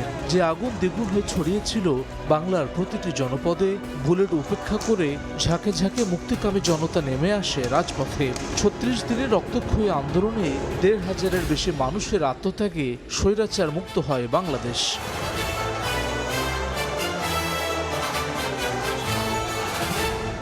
সংবাদপত্রের বিক্রয়কর্মী জাহাঙ্গীর, রিকশা শ্রমিক সুজন, শিক্ষার্থী কানিজার আলভি, লাখো মানুষের মধ্যে ছিলেন তারাও। দীর্ঘ ফ্যাসিবাদের শাসনে ক্ষোভের কারণে ভিন্নতা থাকলেও ঠিকই খুঁজে নিয়েছিলেন রাজপথকে। স্বৈরাচার বিরোধী প্রত্যেকটা আন্দোলনে আমি নিজে সক্রিয়ভাবে স্ব-ইচ্ছায় আমি ওখানে অংশগ্রহণ করেছি। আমার সামনে অনেক মানুষ মারা গেছে, আমিও 1 সেকেন্ডের জন্য গুলি খাই নাই। আমাদেরকে বলা হয়েছিল যে তোমাদের তো রক্ষা নাই, তোমাদের হচ্ছে যে শেখ হাসিনা তো তোমাদেরকে ছাড়বে না। আমরা এই কথাগুলোকে পাত্তা নেইনি, যে যা হবে হবে, আমাদের দেয়ালে পিঠ থেকে গেছে। স্বৈরাচারের বিরুদ্ধে, অন্যায়ের বিরুদ্ধে আমি একটা সম্মান জানিয়েছি ছাত্রদের। আওয়ামী লীগের বট বাহিনী তারা জেনে আপনার যে বিশ্রী ভাষায় জুলাইকে নিয়ে করতেছে, তা আমি যেটা মনে করি তারা ভুল সিদ্ধান্ত নিতেছে। হাজার হাজার ভাই বোন আমাদের শহীদ হলো, তাদের যে আকাঙ্ক্ষাটা, সে আকাঙ্ক্ষাটা একটা বাংলাদেশ বাস্তবায়ন হবে, কিন্তু আমরা আজকে হতাশ হয়েছি। আমরা আজকে দেখতে পাচ্ছি যে আমাদের জুলাই সনদ এখন পর্যন্ত বাস্তবায়ন হয় নাই। জুলাই গণঅভ্যুত্থানে 2 বছর পর এসব মানুষ এখন হিসাব মেলাচ্ছেন প্রত্যাশার প্রাপ্তির। দেয়াল জুড়ে থাকা গ্রাফিতি আর বাতাসে ভেসে আসা স্লোগান মনে করিয়ে দেয় উত্তাল সেই দিনগুলোর কথা। 24 জুলাই গণঅভ্যুত্থানে জীবন বাজি রেখে রাজপথে নেমে আসা নানা শ্রেণী পেশার মানুষদের স্বপ্ন ছিল নতুন এক বৈষম্যহীন বাংলাদেশের। 2 বছর পর ঠিক একটি প্রশ্ন, সেই গন্তব্যে কতটা পৌঁছালো বাংলাদেশ? গুলি করা হচ্ছে নির্বিশেষে, বাচ্চাদেরকে মারা হচ্ছে। জুলাইয়ের উত্তাল দিনে শিক্ষার্থীদের পাশে দাঁড়িয়েছিলেন ঢাকা বিশ্ববিদ্যালয়ের শিক্ষক গীতিয়ারা নাসরিন। তার মতে প্রত্যাশার প্রাপ্তির মেলবন্ধন ঘটাতে উদ্যোগী হতে হবে সরকারকেই। কোটা সংস্কার দিয়ে শুরু হয়েছিল, কিন্তু মনে রাখতে হবে যে মানুষের যে পুঞ্জীভূত ক্ষোভ, এটা কিন্তু দীর্ঘদিনের। এত যে হারানো, এর পরিবর্তে তারা যা চেয়েছিল সেটা তাদের সামনে আসছে না। যারা এই দায়িত্ব নিয়ে সংসদে গেছেন তারা এই দায়িত্ব তাদেরকে পালন করবেন। রাজনৈতিক দলগুলোর ঐকমত্যে সুতো হয়ে থাকবে জুলাই গণঅভ্যুত্থান, এমনটাই প্রত্যাশা এই রাষ্ট্রবিজ্ঞানীর। জুলাই আমাদেরকে ফেসিবাদ থেকে মুক্ত করেছে, জুলাই আমাদেরকে কথা বলার স্বাধীনতা দিয়েছে। বাংলাদেশে 4টা দল সিরিয়াসলি, বড় বড় দলগুলো অ্যাক্টিভ আছে। তাদের সংবিধান নিয়ে মতবিরোধ হবে, রাজনৈতিক ব্যবস্থা নিয়ে মতবিরোধ হবে, সরকার পরিচালনা নিয়ে মতবিরোধ হবে, এগুলো স্বাভাবিক। কিন্তু তারা কেউ কি জুলাই আন্দোলনের বিরোধিতা করছে? তারা কেউ কি জুলাই আন্দোলনের স্পিরিট থেকে বের হয়ে আসছে? না, আসে নাই। প্রত্যেকেই জুলাইকে ওন করে, জুলাইটাকে ওন ব্যাপারে তারা একমত। ক্ষুদ্র স্বার্থ পেছনে ফেলে 24 জুলাই যেমন মানুষ ঐক্যবদ্ধ হয়েছিলেন বাংলাদেশকে এগিয়ে নিতে, সে ঐক্য অটুট রাখার ওপর জোর সমাজচিন্তকদের। তাদের মতে ফ্যাসিবাদ বিরোধীরা ঐক্যবদ্ধ থাকলেই সার্থক হবে শহীদদের আত্মত্যাগ, পূর্ণতা পাবে নতুন বাংলাদেশ। হাসান ওয়ালি, সময় সংবাদ, ঢাকা। সংস্কারের অভাবে চলাচল অনুপযোগী হয়ে পড়েছে পিরোজপুর পৌরসভার 90% সড়ক। সড়ক জুড়ে খানাখন্দ, বৃষ্টির কারণে সৃষ্টি হয়েছে জলাবদ্ধতা। এতে প্রতিদিনই ভোগান্তি পোহাচ্ছেন বাসিন্দারা। কর্তৃপক্ষ বলছে পৌরসভার সব সড়ক আরসিসি ঢালাই করতে পরিকল্পনা হাতে নেওয়া হয়েছে। জিয়াউল হকের পাঠানো তথ্য ও তরিকুল ইসলাম অবিজ ছবিনের রিপোর্ট। সড়ক জুড়ে খনাখন্দ, বৃষ্টিতে সৃষ্টি হয়েছে জলাবদ্ধতা, তার উপর দিয়ে ঝুঁকি নিয়ে চলছে যানবাহন। দীর্ঘদিন সংস্কারের অভাবে বেহাল দশা পিরোজপুর পৌরসভার বেশিরভাগ সড়কের। এলাকাবাসীর অভিযোগ, পৌর এলাকায় প্রায় 90% সড়কেরই একই অবস্থা। প্রথম শ্রেণীর পৌরসভা হলেও যোগাযোগ অবকাঠামো দুর্বল হওয়ায় প্রতিদিন ভোগান্তি পোহাতে হয় তাদের। শুষ্ক মৌসুমে ধুলা ও বর্ষা মৌসুমে জলাবদ্ধতায় সড়কে চলাচল করাই কষ্টসাধ্য হয়ে পড়ে। পাশাপাশি প্রায়ই ঘটছে দুর্ঘটনা। শিগগিরই রাস্তা সংস্কার চান বাসিন্দারা। রাস্তা একার আগা করা ভাঙ্গা, ধাক্কা ধাক্কা পড়িয়ে দেওয়ার কায়দা। একটু বৃষ্টি হলেই রাস্তাঘাটে কাদায় ভরে যায়। এটা কোনো শহরের পৌরসভার যে রাস্তা তাই মনে হয় না, মনে হয় যেন কোনো গ্রামের রাস্তা আমরা হাঁটতেছি। একটা রোগী নিয়ে যাইতে পারতেছি না, একটা বাচ্চা নিয়ে যাইতে পারতেছি না স্কুলে, বিভিন্ন সমস্যা। প্রতিদিন ঋণের ঝামেলা হয়, তারপরে হইল গিয়া চাকায় ঝামেলা হয়, ঋণ টাল হয়ে যায়। কর্তৃপক্ষ বলছে পৌরসভার সব সড়ক আরসিসি ঢালাইয়ের প্রয়োজন। এজন্য পরিকল্পনা হাতে নেওয়ার কথা জানান সংশ্লিষ্ট কর্মকর্তা। আমাদের সিসি অথবা বিসি রাস্তাকে আরসিসিতে উন্নীতকরণ করার আমরা প্রয়োজনীয় পদক্ষেপ নিচ্ছি। অনেকগুলো রাস্তার লিস্ট করেছে এবং এই রাস্তাগুলো যদি আমরা বরাদ্দ পাই, এই জায়গার জনগণ, আমাদের পৌরবাসী, ওনাদের দুর্দশা লাঘব হবে। পিরোজপুর পৌরসভায় মোট 350 কিলোমিটার সড়ক রয়েছে। এর মধ্যে কাঁচা সড়ক অন্তত 40 কিলোমিটার। সময় সংবাদ, পিরোজপুর। ঝোপঝাড়ে ঢাকা পড়ছে কোটি টাকা ব্যয়ে নির্মিত ঝালকাঠি সদর হাসপাতালের আবাসিক ভবন। রাতের অন্ধকারে পরিণত হচ্ছে অপরাধীদের আখড়ায়। কর্তৃপক্ষ বলছে নিরাপত্তা সহ অবকাঠামো উন্নয়নে নেওয়া হয়েছে ব্যবস্থা। পলাশ রায়ের পাঠানো তথ্য ও শামীম হোসেনের ছবিতে রিপোর্ট। কোটি কোটি টাকা ব্যয়ে এই ভবন নির্মাণ হলেও বেশিরভাগই শূন্য পড়ে আছে। অবহেলা ও অব্যবহারের কারণে ঝোপঝাড়ে জরাজীর্ণ হয়ে পড়েছে। ডাক্তার ও নার্সদের জন্য 100 শয্যার ঝালকাঠি সদর হাসপাতাল কম্পাউন্ডে রয়েছে 5টি আবাসিক ভবন। তবে সিসি ক্যামেরা, পর্যাপ্ত আলো ও নিরাপত্তা কর্মী না থাকায় সন্ধ্যা নামলেই হাসপাতালের আবাসিক এলাকা হয়ে ওঠে চরম অনিরাপদ। ঘটছে চুরি, ছিনতাই, পরিণত হচ্ছে মাদক সেবনের অভয়ারণ্যে। হাসপাতালের আবাসিক বাসিন্দাদের দিন কাটছে চরম আতঙ্কে। কখন কি হয় বর্তমান অবস্থায় অনেক বিভিন্ন জায়গায় বিভিন্ন ধরনের দুর্ঘটনা ঘটতেছে, এজন্য আমরা সবসময় আতঙ্কিত। এইভাবে যদি পরিবেশ নষ্ট হয়ে যায় তাহলে তো চিকিৎসারও ক্ষতি হয়ে যাবে। এক জঙ্গল, তারপরে লাইট নেই এবং অনেকগুলো পরিত্যক্ত গোয়ালা টোয়ারা আছে যেগুলো সংস্কার করা হয় না, যে কারণে একটু সমস্যাই হয়। জরাজীর্ণ ভবন দুটি সংস্কার এবং সিসি ক্যামেরা ও লাইট পোস্টে পর্যাপ্ত আলোর ব্যবস্থার জন্য কর্তৃপক্ষের কাছে জরুরি আবেদন করা হয়েছে। আপাতত নিরাপত্তার জন্য 10 জন আনসার সদস্য নিয়োগ দেওয়া হয়েছে বলে জানান হাসপাতালের তত্ত্বাবধায়ক। আমাদের 10 জন আনসার আজকে থেকে আমাদের নিয়োজিত হয়েছে। আপনার সিসি ক্যামেরার বিষয় ছিল, সিসি ক্যামেরার আমাদের 6টা পয়েন্টে সিসি ক্যামেরা আছে বর্তমানে। হাসপাতালের পিছনে আরও 2টা কোয়ার্টার আছে, এটা আসলে অনেক জরাজীর্ণ। এগুলি প্রস্তাব পিডব্লিউতে পাঠানো আছে। পিডব্লিউডি আমাকে আশ্বস্ত করছে 11 একর 75% জমিতে আবাসিক ভবন সহ ঝালকাঠি সদর হাসপাতালটির যাত্রা শুরু হয়েছিল 1983 সালে। সময় সংবাদ, ঝালকাঠি। বরগুনার তালতলিতে পায়রা নদীর ভাঙনে বিলীন হচ্ছে বেড়িবাঁধ, ফসলি জমি ও ঘরবাড়ি। এতে আতঙ্কিত স্থানীয় বাসিন্দারা। স্থায়ী বেড়িবাঁধ নির্মাণের দাবি তাদের। পানি উন্নয়ন বোর্ড বলছে টেকসই বেড়িবাঁধ নির্মাণের জন্য প্রকল্প অনুমোদনের অপেক্ষায় আছে। রুবেল হোসেনের ছবিতে সাইফুল বিরাজের রিপোর্ট।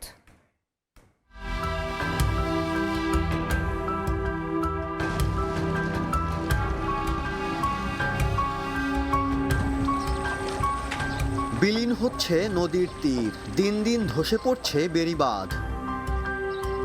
খরস্রোতা পায়রা নদী, প্রতিদিন এর ভাঙনে বিলীন হচ্ছে বরগুনার তালতলি উপজেলার নিশানবাড়িয়া, নলবুনিয়া ও তেঁতুলিয়া এলাকা।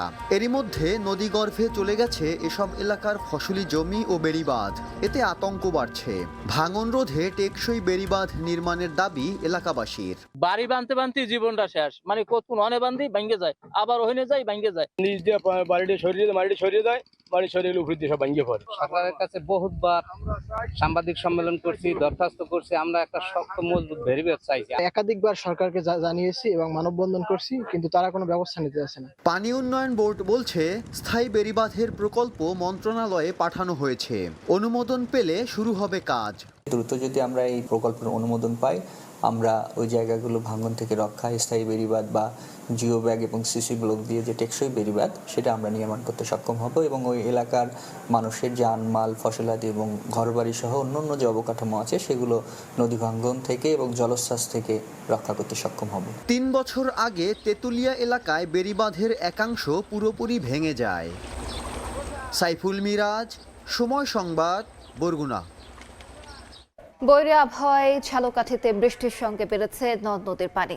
এ বিষয়ে বিস্তারিত জানাতে জেলা শহরের নতুন চর এলাকায় আছেন রিপোর্টার পলাশ রায়। সরাসরি যাচ্ছি তার কাছে। পলাশ, শান্ত নদী হিসেবে পরিচিত আমার পেছনের এই সুগন্ধা নদী আজ আর কিন্তু শান্ত নেই। কালো মেঘে ছেয়ে আছে আকাশ, যে কোনো মুহূর্তে মেঘ ফেটে নামতে পারে বৃষ্টি। সেই সাথে থেমে থেমে দমকা বাতাস বইছে, আর নদীর পানিও কিন্তু বৃদ্ধি পেয়েছে। শুধু এই সুগন্ধা নদী নয়, জেলার যে অন্যান্য নদীগুলো রয়েছে, বিষখালী, হলতা, বাসন্ডা, ধানসিঁড়ি সহ 11টি যে নদী রয়েছে, 11টি নদীতেই কিন্তু 3 ফুট পানি বৃদ্ধি পেয়েছে। আর এই বাড়তি পানি কিন্তু হু হু করে ঢুকে পড়ছে আমনের ক্ষেতে। কৃষকরা আমাকে জানিয়েছেন প্রতি বছর জুন থেকে আগস্ট মাস পর্যন্ত আসলে দফায় দফায় এরকম বৈরী আবহাওয়া হানা দেয়, আর প্রতি বছরে কিন্তু এই আমনের বীজতলা ভেসে যায়, একটা বীজ পাড়ার সংকট তৈরি হয়। এবছরও কিন্তু আমনের বীজতলা হুমকির মুখে পড়েছে। অন্যদিকে বৃষ্টির কথা যদি বলি, এখন আষাঢ় মাস, থেমে থেমে বৃষ্টি হওয়ার কথা, গুড়ি বৃষ্টি অর্থাৎ মাঝারি বৃষ্টি হওয়ার কথা, কিন্তু গত 1 মাস ধরেই কখনো তীব্র খরা, আবার কখনো লাগামহীন বৃষ্টি পড়ছে কিন্তু। আর এই লাগামহীন বৃষ্টির কারণে জনজীবনে কিন্তু বিরূপ প্রভাব পড়েছে, ছন্দপতন ঘটেছে। বিশেষ করে যারা শ্রমজীবী রয়েছেন তারা কিন্তু এই লাগামহীন বৃষ্টির কারণে বাড়তি ভোগান্তির মধ্যে পড়েছেন। সকাল থেকে এখন পর্যন্ত বৃষ্টি না নামলেও কালো মেঘে আকাশ কিন্তু ঢেকে গেছে। নদীর পানি যেমনি বৃদ্ধি পেয়েছে, একটা থমথমে আবহাওয়ায় একটা বৈরী আবহাওয়া কিন্তু বিরাজ করছে। তো এ ব্যাপারে যারা জেলা শহরে আবহাওয়া নিয়ে কাজ করছেন এবং যারা স্থানীয় কৃষি বিভাগ রয়েছে তাদের সাথে কিন্তু আমি কথা বলেছি, তারা বলেছে যে প্রতি বছর এই মৌসুমেই কিন্তু ঝড় বৃষ্টি একটা ধারাবাহিকতা চলছে। তবে সেটা কিন্তু কখনো লাগামহীন বর্ষা অর্থাৎ বর্ষা বলয়, আবার কখনো তীব্র খরা চলছে। এই মেঘ বৃষ্টি আর এই তীব্র খরার কারণেই কিন্তু কৃষক সহ জনজীবনে বিরূপ প্রভাব পড়েছে। আর এটা কিন্তু জলবায়ু পরিবর্তনের কারণে এমনটি ঘটছে বলে বিশেষজ্ঞ এবং কৃষি বিভাগ ধারণা করছেন। তো এই ছিল আমার কাছে বৈরী আবহাওয়ার ফলে ঝালকাঠির সর্বশেষ পরিস্থিতির খবর। সরাসরি যুক্ত ছিলাম ঝালকাঠিতে। রাজধানীর তেজগাঁও শিল্পাঞ্চল এলাকায় চুরি করা বিদ্যুৎ সংযোগে গড়ে তোলা একাধিক অটোরিকশার অবৈধ চার্জিং পয়েন্টের বিদ্যুৎ সংযোগ বিচ্ছিন্ন করেছে ডিএমপি ট্রাফিক বিভাগ ও ডিপিডিসি। রোববার মধ্যরাতে এই যৌথ অভিযানে বিচ্ছিন্ন করা হয় অবৈধ বিদ্যুৎ সংযোগ, জব্দ করা হয় মিটার ও চার্জিংয়ের সরঞ্জাম, পাশাপাশি জব্দ করা হয় অবৈধ অটোরিকশাও। এই ঘটনায় সংঘবদ্ধ চক্রের দৌরাত্ম্যকে দুষছে ডিপিডিসি। জড়িতদের বিরুদ্ধে কঠোর আইনি ব্যবস্থার হুঁশিয়ারি পুলিশের। রাস্তার পাশে গাছের সঙ্গে বসানো হয়েছে সার্কিট ব্রেকার, নেওয়া হয়েছে বৈদ্যুতিক মিটারও। ফুটপাত দখল করে এভাবে চোরাই পথে বিদ্যুৎ সংযোগ নিয়ে রাজধানীর তেজগাঁও শিল্পাঞ্চল এলাকায় গড়ে উঠেছে অটোরিকশার অবৈধ চার্জিং পয়েন্ট। ফুটপাত দখল করে গড়ে তোলা এই অবৈধ চার্জিং পয়েন্টে রোববার মধ্যরাতে অভিযান চালায় ঢাকা মহানগর পুলিশের ট্রাফিক বিভাগ ও বিদ্যুৎ বিতরণ কোম্পানি ডিপিডিসি। এ সময় অবৈধ চার্জিং পয়েন্টগুলোর বিদ্যুৎ সংযোগ বিচ্ছিন্ন করা হয়, জব্দ করা হয় মিটার, চার্জিং সরঞ্জাম এবং কয়েকটি অটোরিকশাও। ডিপিডিসির কর্মকর্তারা বলছেন, সংঘবদ্ধ চক্রের দৌরাত্ম্যের কারণে বারবার অভিযান চালিয়েও অবৈধ সংযোগ নিয়ন্ত্রণ করা যাচ্ছে না। প্রতিনিয়ত এই অভিযান চালাচ্ছি এবং দেখা যাচ্ছে যে কেটে নিয়ে যায়, পরে আবার লাগায় নেয়। আমরা এই কারণে ঊর্ধ্বতন কর্তৃপক্ষকে অভিহিত করা হয়েছে, তারই সম্মিলিত হিসেবে যৌথ অভিযান। বিদ্যুৎ চুরির সঙ্গে জড়িত ব্যক্তিদের বিরুদ্ধে আইন অনুযায়ী কঠোর ব্যবস্থার হুঁশিয়ারি দিয়েছে পুলিশ। যারাই অবৈধভাবে এই গ্যারেজ, রিকশার গ্যারেজ এবং এই রিকশার চার্জিং পয়েন্ট বসিয়েছে তাদের বিরুদ্ধে আইন অনুযায়ী আমরা ব্যবস্থা গ্রহণ করব। বিদ্যুৎ চুরির সাথে সম্পৃক্ত যত রকমের উপাদান আছে সেগুলো আইন অনুযায়ী আমরা জব্দ করব। অভিযানে কাউকে আটক করতে পারেনি আইন শৃঙ্খলা বাহিনী। রাজধানীতে চলাচল করা অবৈধ অটোরিকশার বিরুদ্ধেও নিয়মিত অভিযান অব্যাহত থাকার কথাও জানিয়েছেন ডিএমপির কর্মকর্তারা। যারা অবৈধভাবে এই চার্জিং পয়েন্ট পরিচালনা করছেন তাদেরকে আমরা এখানে পাইনি। দিন মোহাম্মদ সাব্বির, সময় সংবাদ, ঢাকা। সাভারের আমিনবাজারে ঢাকা আরিচা মহাসড়কের দুই পাশে প্রায় 2 কিলোমিটার এলাকা জুড়ে জমে থাকা ময়লা আবর্জনা দ্রুত অপসারণের নির্দেশ দিয়েছেন ঢাকা জেলা প্রশাসন। রোববার বিকালে আমিনবাজার এলাকায় সরেজমিনে পরিদর্শনকালে এ নির্দেশনা দেন জেলা প্রশাসক ফরিদা খানম। একই সঙ্গে ওই এলাকায় সৌন্দর্য বর্ধন ও পরিবেশ উন্নয়নের লক্ষ্যে সড়কের দুপাশে মাটি ভরাট করে ব্যাপক বৃক্ষরোপণের ঘোষণা দেন তিনি। জেলা প্রশাসক জানান, ভবিষ্যতে যাতে ময়লা ফেলা না হয় সেজন্য স্থায়ী ব্যবস্থা গ্রহণ করা হবে। পাশাপাশি দূরবর্তী এলাকায় উপযুক্ত খাস জমিতে একটি নির্ধারিত ডাম্পিং স্টেশন স্থাপন করা হবে বলেও জানান জেলা প্রশাসক ফরিদা খানম। ফরিদপুরে বাস চাপায় প্রাণ গেছে 2 মোটরসাইকেল আরোহীর। সন্ধ্যায় ফরিদপুর বরিশাল মহাসড়কে নগরকান্দার মশাউজান এলাকায় এ দুর্ঘটনা ঘটে। পুলিশ জানায়, বরিশাল থেকে ছেড়ে আসা ফরিদপুরগামী সাকুরা পরিবহনের একটি যাত্রীবাহী বাস বিপরীত দিক থেকে আসা মোটরসাইকেলকে চাপা দেয়। ঘটনাস্থলেই প্রাণ হারান আরোহী যুবক ফাহিম মাতুব্বর। গুরুতর অবস্থায় উদ্ধার করে অপর আরোহীকে নেওয়া হয় ফরিদপুর মেডিকেলে। সেখানে যুবক রফিকুল মাতুব্বরকে মৃত ঘোষণা করেন চিকিৎসক। সাকুরা পরিবহনের বাসটি জব্দ করা হয়েছে, তবে পলাতক রয়েছেন চালক। আইনগত ব্যবস্থা নেয়ার কথা জানিয়েছে পুলিশ। গাজীপুরে নদে ডুবে 2 কিশোরের মৃত্যু হয়েছে। রোববার দুপুরে টঙ্গীর তুরাগের নদী বন্দর এলাকায় এ ঘটনা ঘটে। প্রত্যক্ষদর্শীরা জানান, খেলাধুলা শেষে নদে গোসলে নামে সিরাজউদ্দিন সরকার বিদ্যানিকেতন অ্যান্ড কলেজের কয়েক শিক্ষার্থী। দীর্ঘক্ষণ পার হলেও নিখোঁজ ছিল 6ষ্ঠ ও 7ম শ্রেণীর শিক্ষার্থী শামীম ও আফনান। তাদের খোঁজাখুঁজি করে না পেয়ে খবর দেওয়া হয় ফায়ার সার্ভিসে। খবর পেয়ে টঙ্গী ফায়ার সার্ভিসের ডুবুরি দল ঘটনাস্থলে পৌঁছে বিকেলে উদ্ধার করে 2 কিশোরের মরদেহ। এই ঘটনায় অপমৃত্যু মামলা হবে বলে জানিয়েছেন নৌ পুলিশ। চাঁপাইনবাবগঞ্জে জব্দ হয়েছে 2,60,00,000 টাকা মূল্যের হেরোইন। গ্রেফতার করা হয়েছে একই পরিবারের 4 জনকে। দুপুরে শহরের C&B ঘাট এলাকার একটি বসত বাড়িতে অভিযান চালায় সদর মডেল থানা পুলিশ। 20টি প্যাকেটে থাকা 2 কেজি 695 গ্রাম হেরোইন উদ্ধার করা হয়। একই সঙ্গে জব্দ করা হয় হেরোইন বিক্রির বিভিন্ন উপকরণ। অভিযানে বাড়ির মালিক চিহ্নিত মাদক কারবারি আব্দুর রহমান সহ তার স্ত্রী মাশিরুন বেগম 2 ছেলেকে গ্রেফতার করা হয়।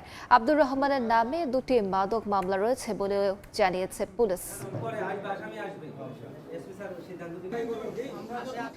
পাবনায় বিদেশি পিস্তল ও 5 রাউন্ড গুলি সহ 7 জনকে গ্রেফতার করা হয়েছে। পুলিশ জানায়, মধ্যরাতে ঈশ্বরদীর গোয়ার্স মার্কেটে অভিযান চালানো হয়। মার্কেটে অবস্থানরত 7 জন ব্যক্তি পালানোর চেষ্টা করে। তাদের আটক করে স্বীকারোক্তি অনুযায়ী ঘটনাস্থল থেকে উদ্ধার করা হয় পিস্তল ও গুলি। পরে সংশ্লিষ্ট আইনে দেয়া হয় মামলা। গ্রেফতারকৃতদের বিরুদ্ধে আগেরও একাধিক মামলা রয়েছে বলে জানিয়েছে পুলিশ।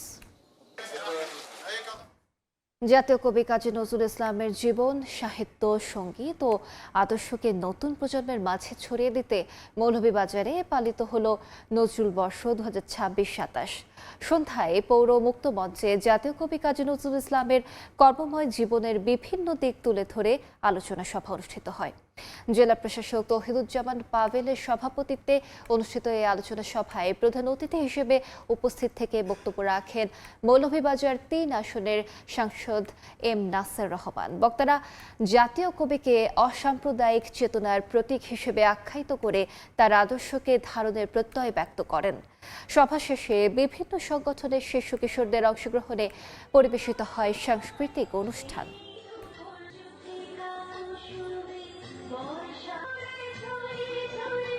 কারিগরি শিক্ষায় সরকার গুরুত্ব দিচ্ছে বলে মন্তব্য করেছেন প্রবাসী কল্যাণ ও বৈদেশিক কর্মসংস্থান প্রতিমন্ত্রী নুরুল হক। রোববার সন্ধ্যায় বরিশাল কারিগরি প্রশিক্ষণ কেন্দ্রের ট্রেডগুলো পরিদর্শন শেষে তিনি কথা বলেন। প্রতিমন্ত্রী বলেন, প্রশিক্ষণ নেওয়া থাকলে সহজেই পাওয়া যাবে বিদেশি কর্মসংস্থানের সুযোগ। আমরা একটা মন্ত্রণালয়ে কাজ করতেছি আমাদের এই উচ্চ অভিবাসন ব্যয় কমানোর ক্ষেত্রে, দালালদের দূরত্ব বন্ধ করে, এবং আমাদের যে কারিগরি প্রশিক্ষণ কেন্দ্রগুলো থেকে ট্রেনিং যারা শেষ করবে তাদের একটা ডেটাবেস আমাদের ওয়েবসাইটে থাকবে, ওইপি ওভারসিজ এমপ্লয়মেন্ট প্ল্যাটফর্ম। যখন বিভিন্ন দেশের সাথে আমাদের বাইল্যাটারাল আলোচনা হবে, তারা যখন আমাদের কাছে বিভিন্ন ডিমান্ড দেবে, আমরা তখন তাদেরকে বলবো যে আমার ওয়েবসাইটে আছে, অ্যাডভান্স পুল তৈরি করা আছে, আমার লোক রেডি। প্রযুক্তি, শিক্ষা, স্বাস্থ্য, ব্যবসা বাণিজ্য ও কৃষি খাতে সহযোগিতার মধ্য দিয়ে বাংলাদেশ যুক্তরাষ্ট্র সম্পর্ক আরও শক্তিশালী হবে বলে মন্তব্য করেছেন বাংলাদেশে নিযুক্ত মার্কিন রাষ্ট্রদূত ব্রেন্ট ক্রিস্টেনসেন। বিকেলে রাজশাহীর বরেন্দ্র বিশ্ববিদ্যালয়ের যুক্তরাষ্ট্রের স্বাধীনতার 250 বছর পূর্তি উদযাপন উপলক্ষে আয়োজিত আমেরিকা সপ্তাহ কর্মসূচিতে যোগ দেন ব্রেন্ট ক্রিস্টেনসেন। বলেন, যুক্তরাষ্ট্রের গণতন্ত্রের ইতিহাস বাংলাদেশ সহ অনেককে স্বাধীনতার জন্য অনুপ্রাণিত করেছে। রাষ্ট্রদূত বলেন, শিক্ষার্থীদের অ্যাডভান্স রোবোটিক্স ও কম্পিউটার সায়েন্স শিখতে সহায়তা করবে স্টারলিংক। পরে একটি বর্ণিল সাংস্কৃতিক পরিবেশনায় যোগ দেন রাষ্ট্রদূত। যুক্তরাষ্ট্র সেনাবাহিনীর 25তম ইনফ্যান্ট্রি ডিভিশন ব্যান্ড এবং রাজশাহীর স্থানীয় গম্ভীরা শিল্পীরা এতে অংশ নেন। এর আগে সকালে বরেন্দ্র জাদুঘর পরিদর্শন করেন রাষ্ট্রদূত। পরে বরেন্দ্র বিশ্ববিদ্যালয়ে স্টারলিংক ইন্টারনেট সেবার উদ্বোধন করেন। বিশ্ববিদ্যালয়ের শিক্ষার্থীদের সঙ্গে রোবোটিক্স, প্রযুক্তিগত উদ্ভাবন এবং ভবিষ্যতের ডিজিটাল দক্ষতা নিয়ে মতবিনিময় করেন তিনি।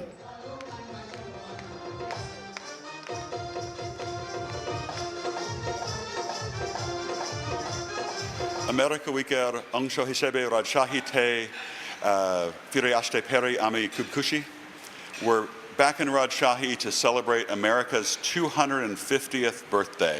As we also look towards the future, our collaboration, advanced technology, education, health, trade, agriculture, all of the things that will help us make the U.S.-Bangladesh relationship even stronger in the future. পরিবেশ সংরক্ষণ ও জনগণের জীবনমান উন্নয়নে সরকারের গৃহীত কর্মসূচিগুলো বাস্তবায়নে সবাইকে সমন্বিতভাবে কাজ করার আহ্বান জানিয়েছেন পরিবেশ, বন ও জলবায়ু প্রতিমন্ত্রী শেখ ফরিদুল ইসলাম। এ সময় তিনি সব উন্নয়ন কার্যক্রমের গুণগত মান নিশ্চিত করার উপর গুরুত্ব আরোপ করেন।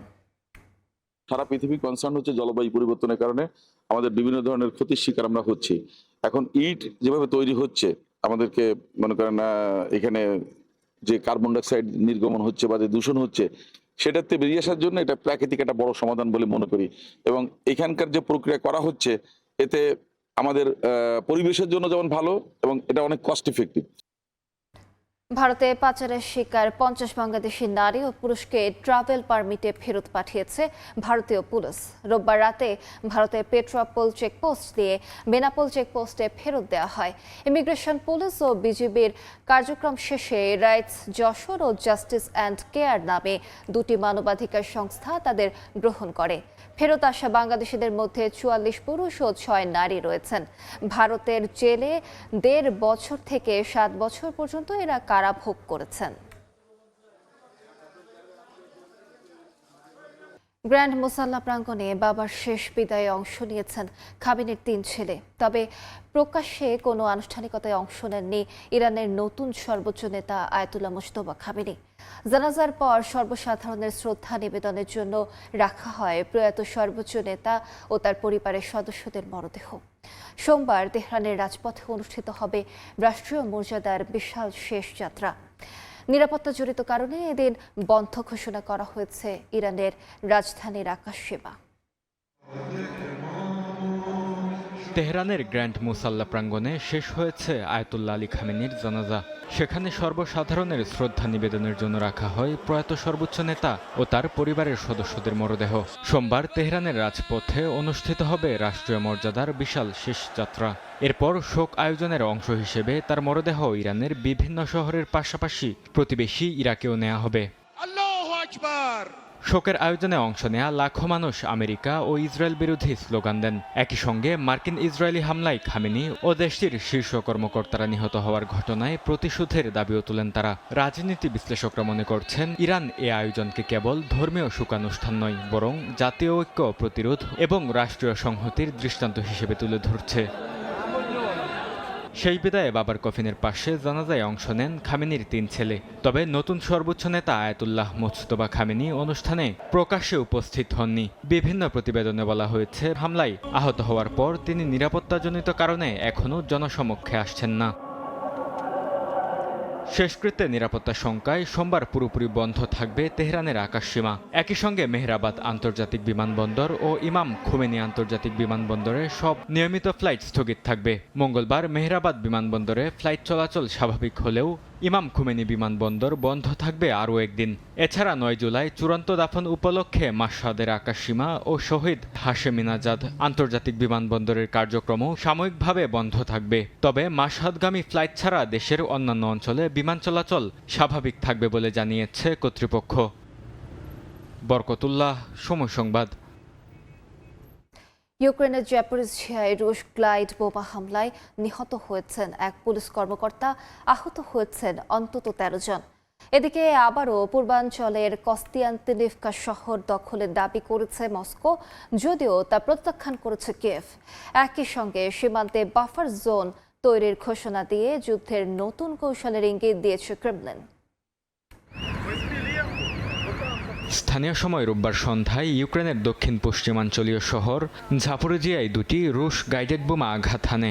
হামলায় দায়িত্ব পালনরত এক পুলিশ কর্মকর্তা নিহত হন এবং গুরুতর আহত হন আরও 2 পুলিশ সদস্য। এছাড়া 2 শিশুসহ অন্তত 13 জন আহত হন। আঞ্চলিক গভর্নর জানান, হামলায় আবাসিক ভবন, ব্যক্তিগত বাড়িঘর এবং অন্তত 35টি অ্যাপার্টমেন্ট ক্ষতিগ্রস্ত হয়। একই সময়ে পূর্ব ইউক্রেনের কৌশলগত শহর কোস্তিয়ান্তিনিভকা আবারও দখলের দাবি করেছে রাশিয়া।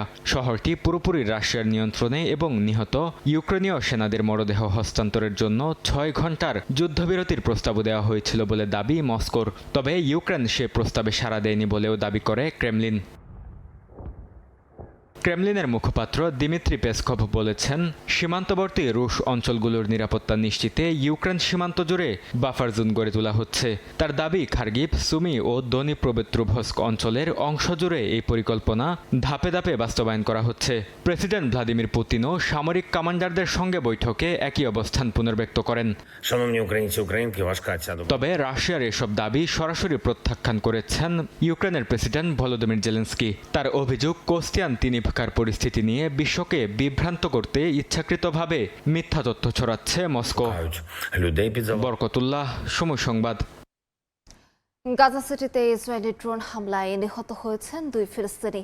একই সময়ে ইসরায়েলি হেফাজতে থাকা কামাল আদওয়ান হাসপাতালের পরিচালক ডাক্তার হুসাম আবু সাফিয়ার জীবন নিয়ে নতুন করে উদ্বেগ প্রকাশ করেছে মানবাধিকার সংস্থাগুলো।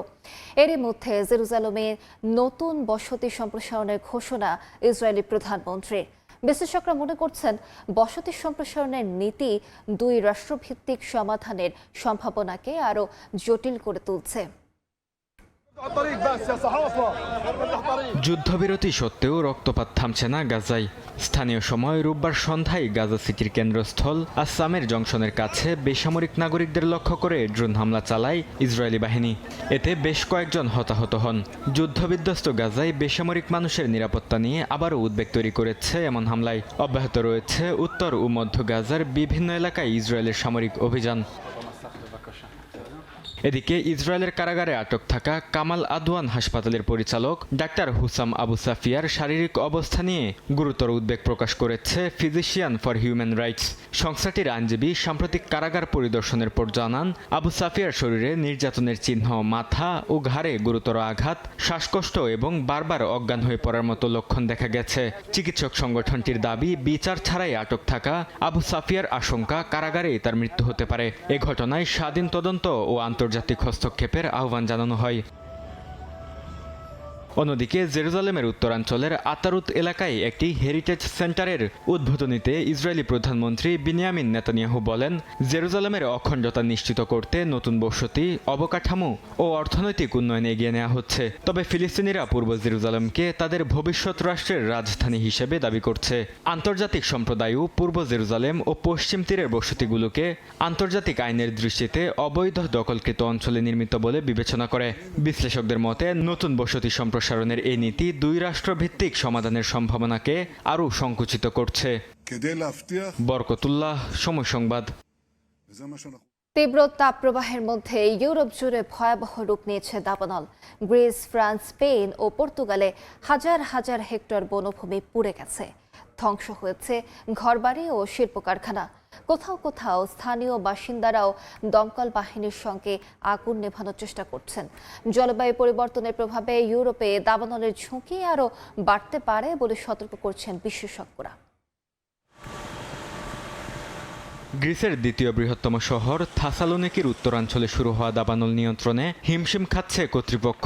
আগুন দ্রুত ছড়িয়ে পড়ে বনাঞ্চল ও কৃষি জমিতে, এমনকি শিল্প এলাকায় পুড়ে যায় 2টি কারখানা। আগুন নিয়ন্ত্রণে কয়েকশো দমকল কর্মীর পাশাপাশি বিশেষায়িত বন অগ্নি নির্বাপনী ইউনিট, বিমান ও হেলিকপ্টার মোতায়েন করা হয়েছে। এ ঘটনায় এক প্রবীণ ব্যক্তিকে আটক করেছে পুলিশ। তার গাড়ি থেকে বের হওয়া স্ফুলিঙ্গ থেকেই আগুনের সূত্রপাত বলে অভিযোগ করা হয়। ফ্রান্সের দক্ষিণ পশ্চিমাঞ্চলেও দ্রুত ছড়িয়ে পড়েছে দাবানল। স্পেন সীমান্ত ঘেঁষা পারপিনিয়া অঞ্চলে প্রায় 1,500 হেক্টর এলাকা পুড়ে গেছে। পরিস্থিতি নিবিড়ভাবে পর্যবেক্ষণ করছে কর্তৃপক্ষ। আগুনের প্রভাব পড়তে পারে বিশ্বের অন্যতম মর্যাদাপূর্ণ সাইক্লিং প্রতিযোগিতা ট্যুর ডি ফ্রান্সেও। আয়োজকরা জানান, প্রয়োজন হলে তৃতীয় ধাপের রুট পরিবর্তন কিংবা প্রতিযোগিতা স্থগিতের সিদ্ধান্ত নেওয়া হতে পারে। স্পেনের কাতালোনিয়া অঞ্চলে চলমান কয়েকদিনের ভয়াবহ দাবানল এখন অনেকটাই নিয়ন্ত্রণে। 2,300 হেক্টরের বেশি এলাকা ক্ষতিগ্রস্ত হলেও রক্ষা পেয়েছে অধিকাংশ আবাসিক এলাকা। 7টি বাড়ি ও একটি গুদাম আগুনে ক্ষতিগ্রস্ত হয়। নিরাপদে ফিরে আসতে শুরু করেছেন স্থানীয় বাসিন্দারা। তাদের ভাষ্য, দমকল বাহিনীর দ্রুত ও সমন্বিত পদক্ষেপ বড় ধরনের প্রাণহানি ও ব্যাপক ক্ষয়ক্ষতি ঠেকাতে গুরুত্বপূর্ণ ভূমিকা রেখেছে। একই চিত্র পর্তুগালেও। উত্তরাঞ্চলের ছোট শহর সার্কুসা সংলগ্ন এলাকায় দাবানলে পুড়ে গেছে 11,000 হেক্টরের বেশি বনভূমি। আগুন নিয়ন্ত্রণে স্থানীয় বাসিন্দারাও দমকল কর্মীদের সঙ্গে সরাসরি অংশ নিচ্ছেন। কেউ পানি ও পানীয় সরবরাহ করছেন, আবার কেউ ট্রাকে বসানো পাইপ দিয়ে আগুন নেভানোর চেষ্টা করছেন। ইউরোপ জুড়ে চলমান তীব্র তাপপ্রবাহ ও শুষ্ক আবহাওয়া দাবানলকে আরও ভয়াবহ করে তুলছে বলে সতর্ক করেছেন বিশেষজ্ঞরা। বরকতুল্লাহ, সময় সংবাদ। ভারতের পশ্চিমবঙ্গের সাবেক মুখ্যমন্ত্রী মমতা বন্দ্যোপাধ্যায়ের বাড়ির সামনে হঠাৎ অতিরিক্ত পুলিশ ও কেন্দ্রীয় বাহিনীর সদস্য মোতায়েন করা হয়েছে। স্থানীয় গণমাধ্যম বলছে, বারুইপুরে 12 বছর বয়সী এক নাবালিকার ধর্ষণ ও মৃত্যুর ঘটনাস্থলে মমতা বন্দ্যোপাধ্যায় যেতে পারেন এমন সম্ভাবনায় নিরাপত্তা জোরদার করা হয়। একই সময়ে তৃণমূল নেতা অভিষেক বন্দ্যোপাধ্যায়ের বাড়ির সামনেও বাড়তি পুলিশ মোতায়েনের দাবি করেছে দলটি। এ ঘটনায় তীব্র প্রতিক্রিয়া জানিয়েছে তৃণমূল কংগ্রেস। নিরাপত্তা বাহিনীর সদস্য মোতায়েনের বিষয়ে এখন পর্যন্ত পুলিশের পক্ষ থেকে আনুষ্ঠানিক বক্তব্য দেওয়া হয়নি। এদিকে বারুইপুরে নাবালিকার মরদেহ উদ্ধারের ঘটনায় দিনভর বিক্ষোভ ও পুলিশের সঙ্গে সংঘর্ষের পর উত্তেজনা ছড়িয়ে পড়ে।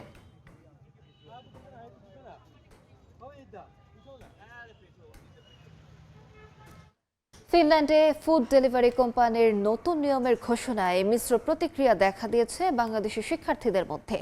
অগাস্ট থেকে আর অন্যের আইডি ব্যবহার করে ডেলিভারির সুযোগ থাকছে না। এতে পড়াশোনার পাশাপাশি উপার্জন বন্ধের আশঙ্কা আন্তর্জাতিক শিক্ষার্থীদের। ফিনল্যান্ড থেকে মহিউদ্দিন মধু রিপোর্ট।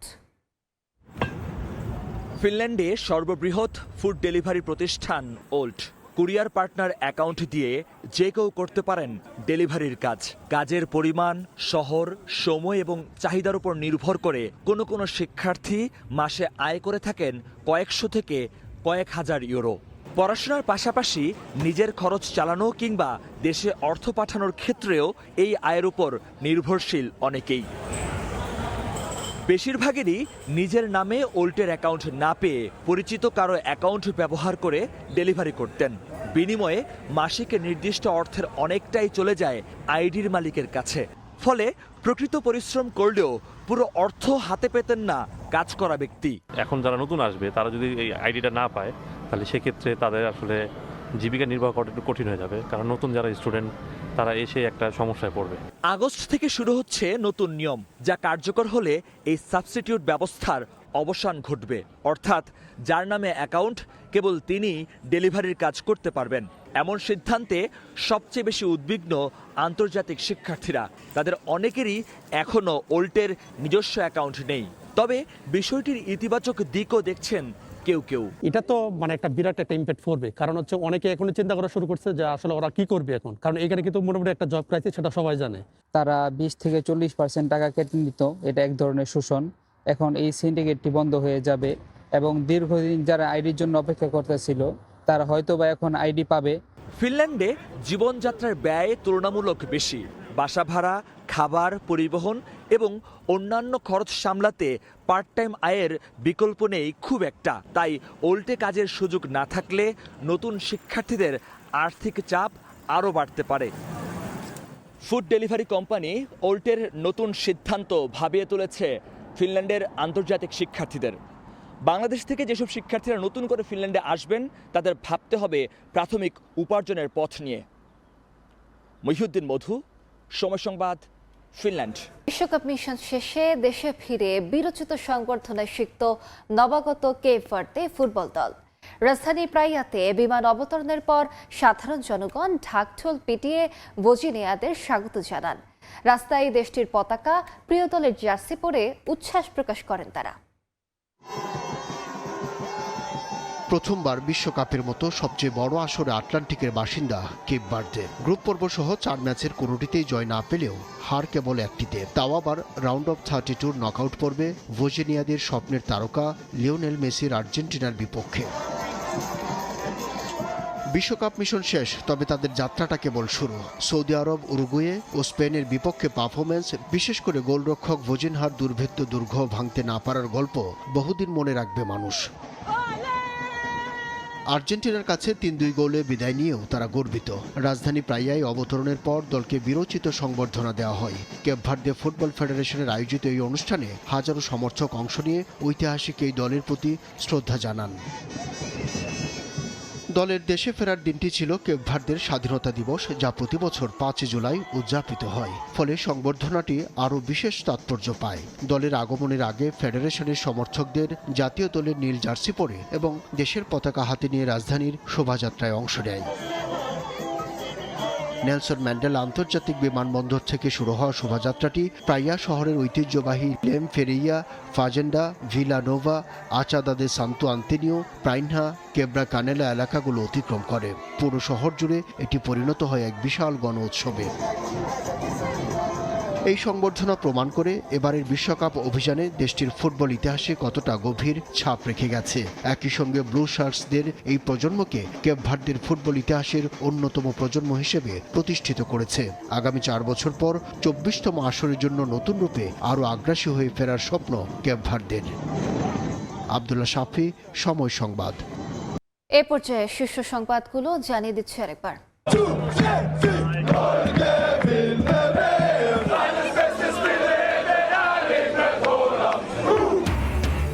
গড়িয়ে গেল হেক্সার স্বপ্ন, জ্বলে উঠলেন আর্লিং হালান্ড। জোড়া গোল খেয়ে আসর থেকে ব্রাজিলের বিদায়, কোয়ার্টার ফাইনাল নিশ্চিত করে মাঠ ছাড়ল নরওয়ে। জনগণ থেকে দূরে রেখে সরকার প্রধানের নিরাপত্তা নয়, পিজিআরের প্রতিষ্ঠা বার্ষিকীতে তারেক রহমান। সবার আগে বাংলাদেশ নীতিতে জোর রাষ্ট্রপতির। অভ্যুত্থানের রক্তগঙ্গায় কতটা কমেছে বৈষম্য, চলছে প্রত্যাশা প্রাপ্তির হিসাব। আকাঙ্ক্ষা পূরণের দায়িত্ব নির্বাচিত সরকারের, জুলাই ঐক্য অটুট রাখায় জোর বিশ্লেষকের। সংকটে আশার আলো জ্বালছে অনুসন্ধান কার্যক্রম। দেশের ইতিহাসে স্থলভাগের সর্বোচ্চ গভীরতায় কূপ খননের উদ্যোগ। 4টি কূপে 4 ট্রিলিয়ন ঘনফুট গ্যাস মজুত থাকার সম্ভাবনা। এবং জরাজীর্ণ ভবনে বাসা বেঁধেছে সাপ। বেহাল দশায় বরিশাল বিভাগের অধিকাংশ কমিউনিটি ক্লিনিক। কাঙ্ক্ষিত সেবা পেতে ভোগান্তির অভিযোগ, মান বাড়ানোর পরিকল্পনা সরকারের।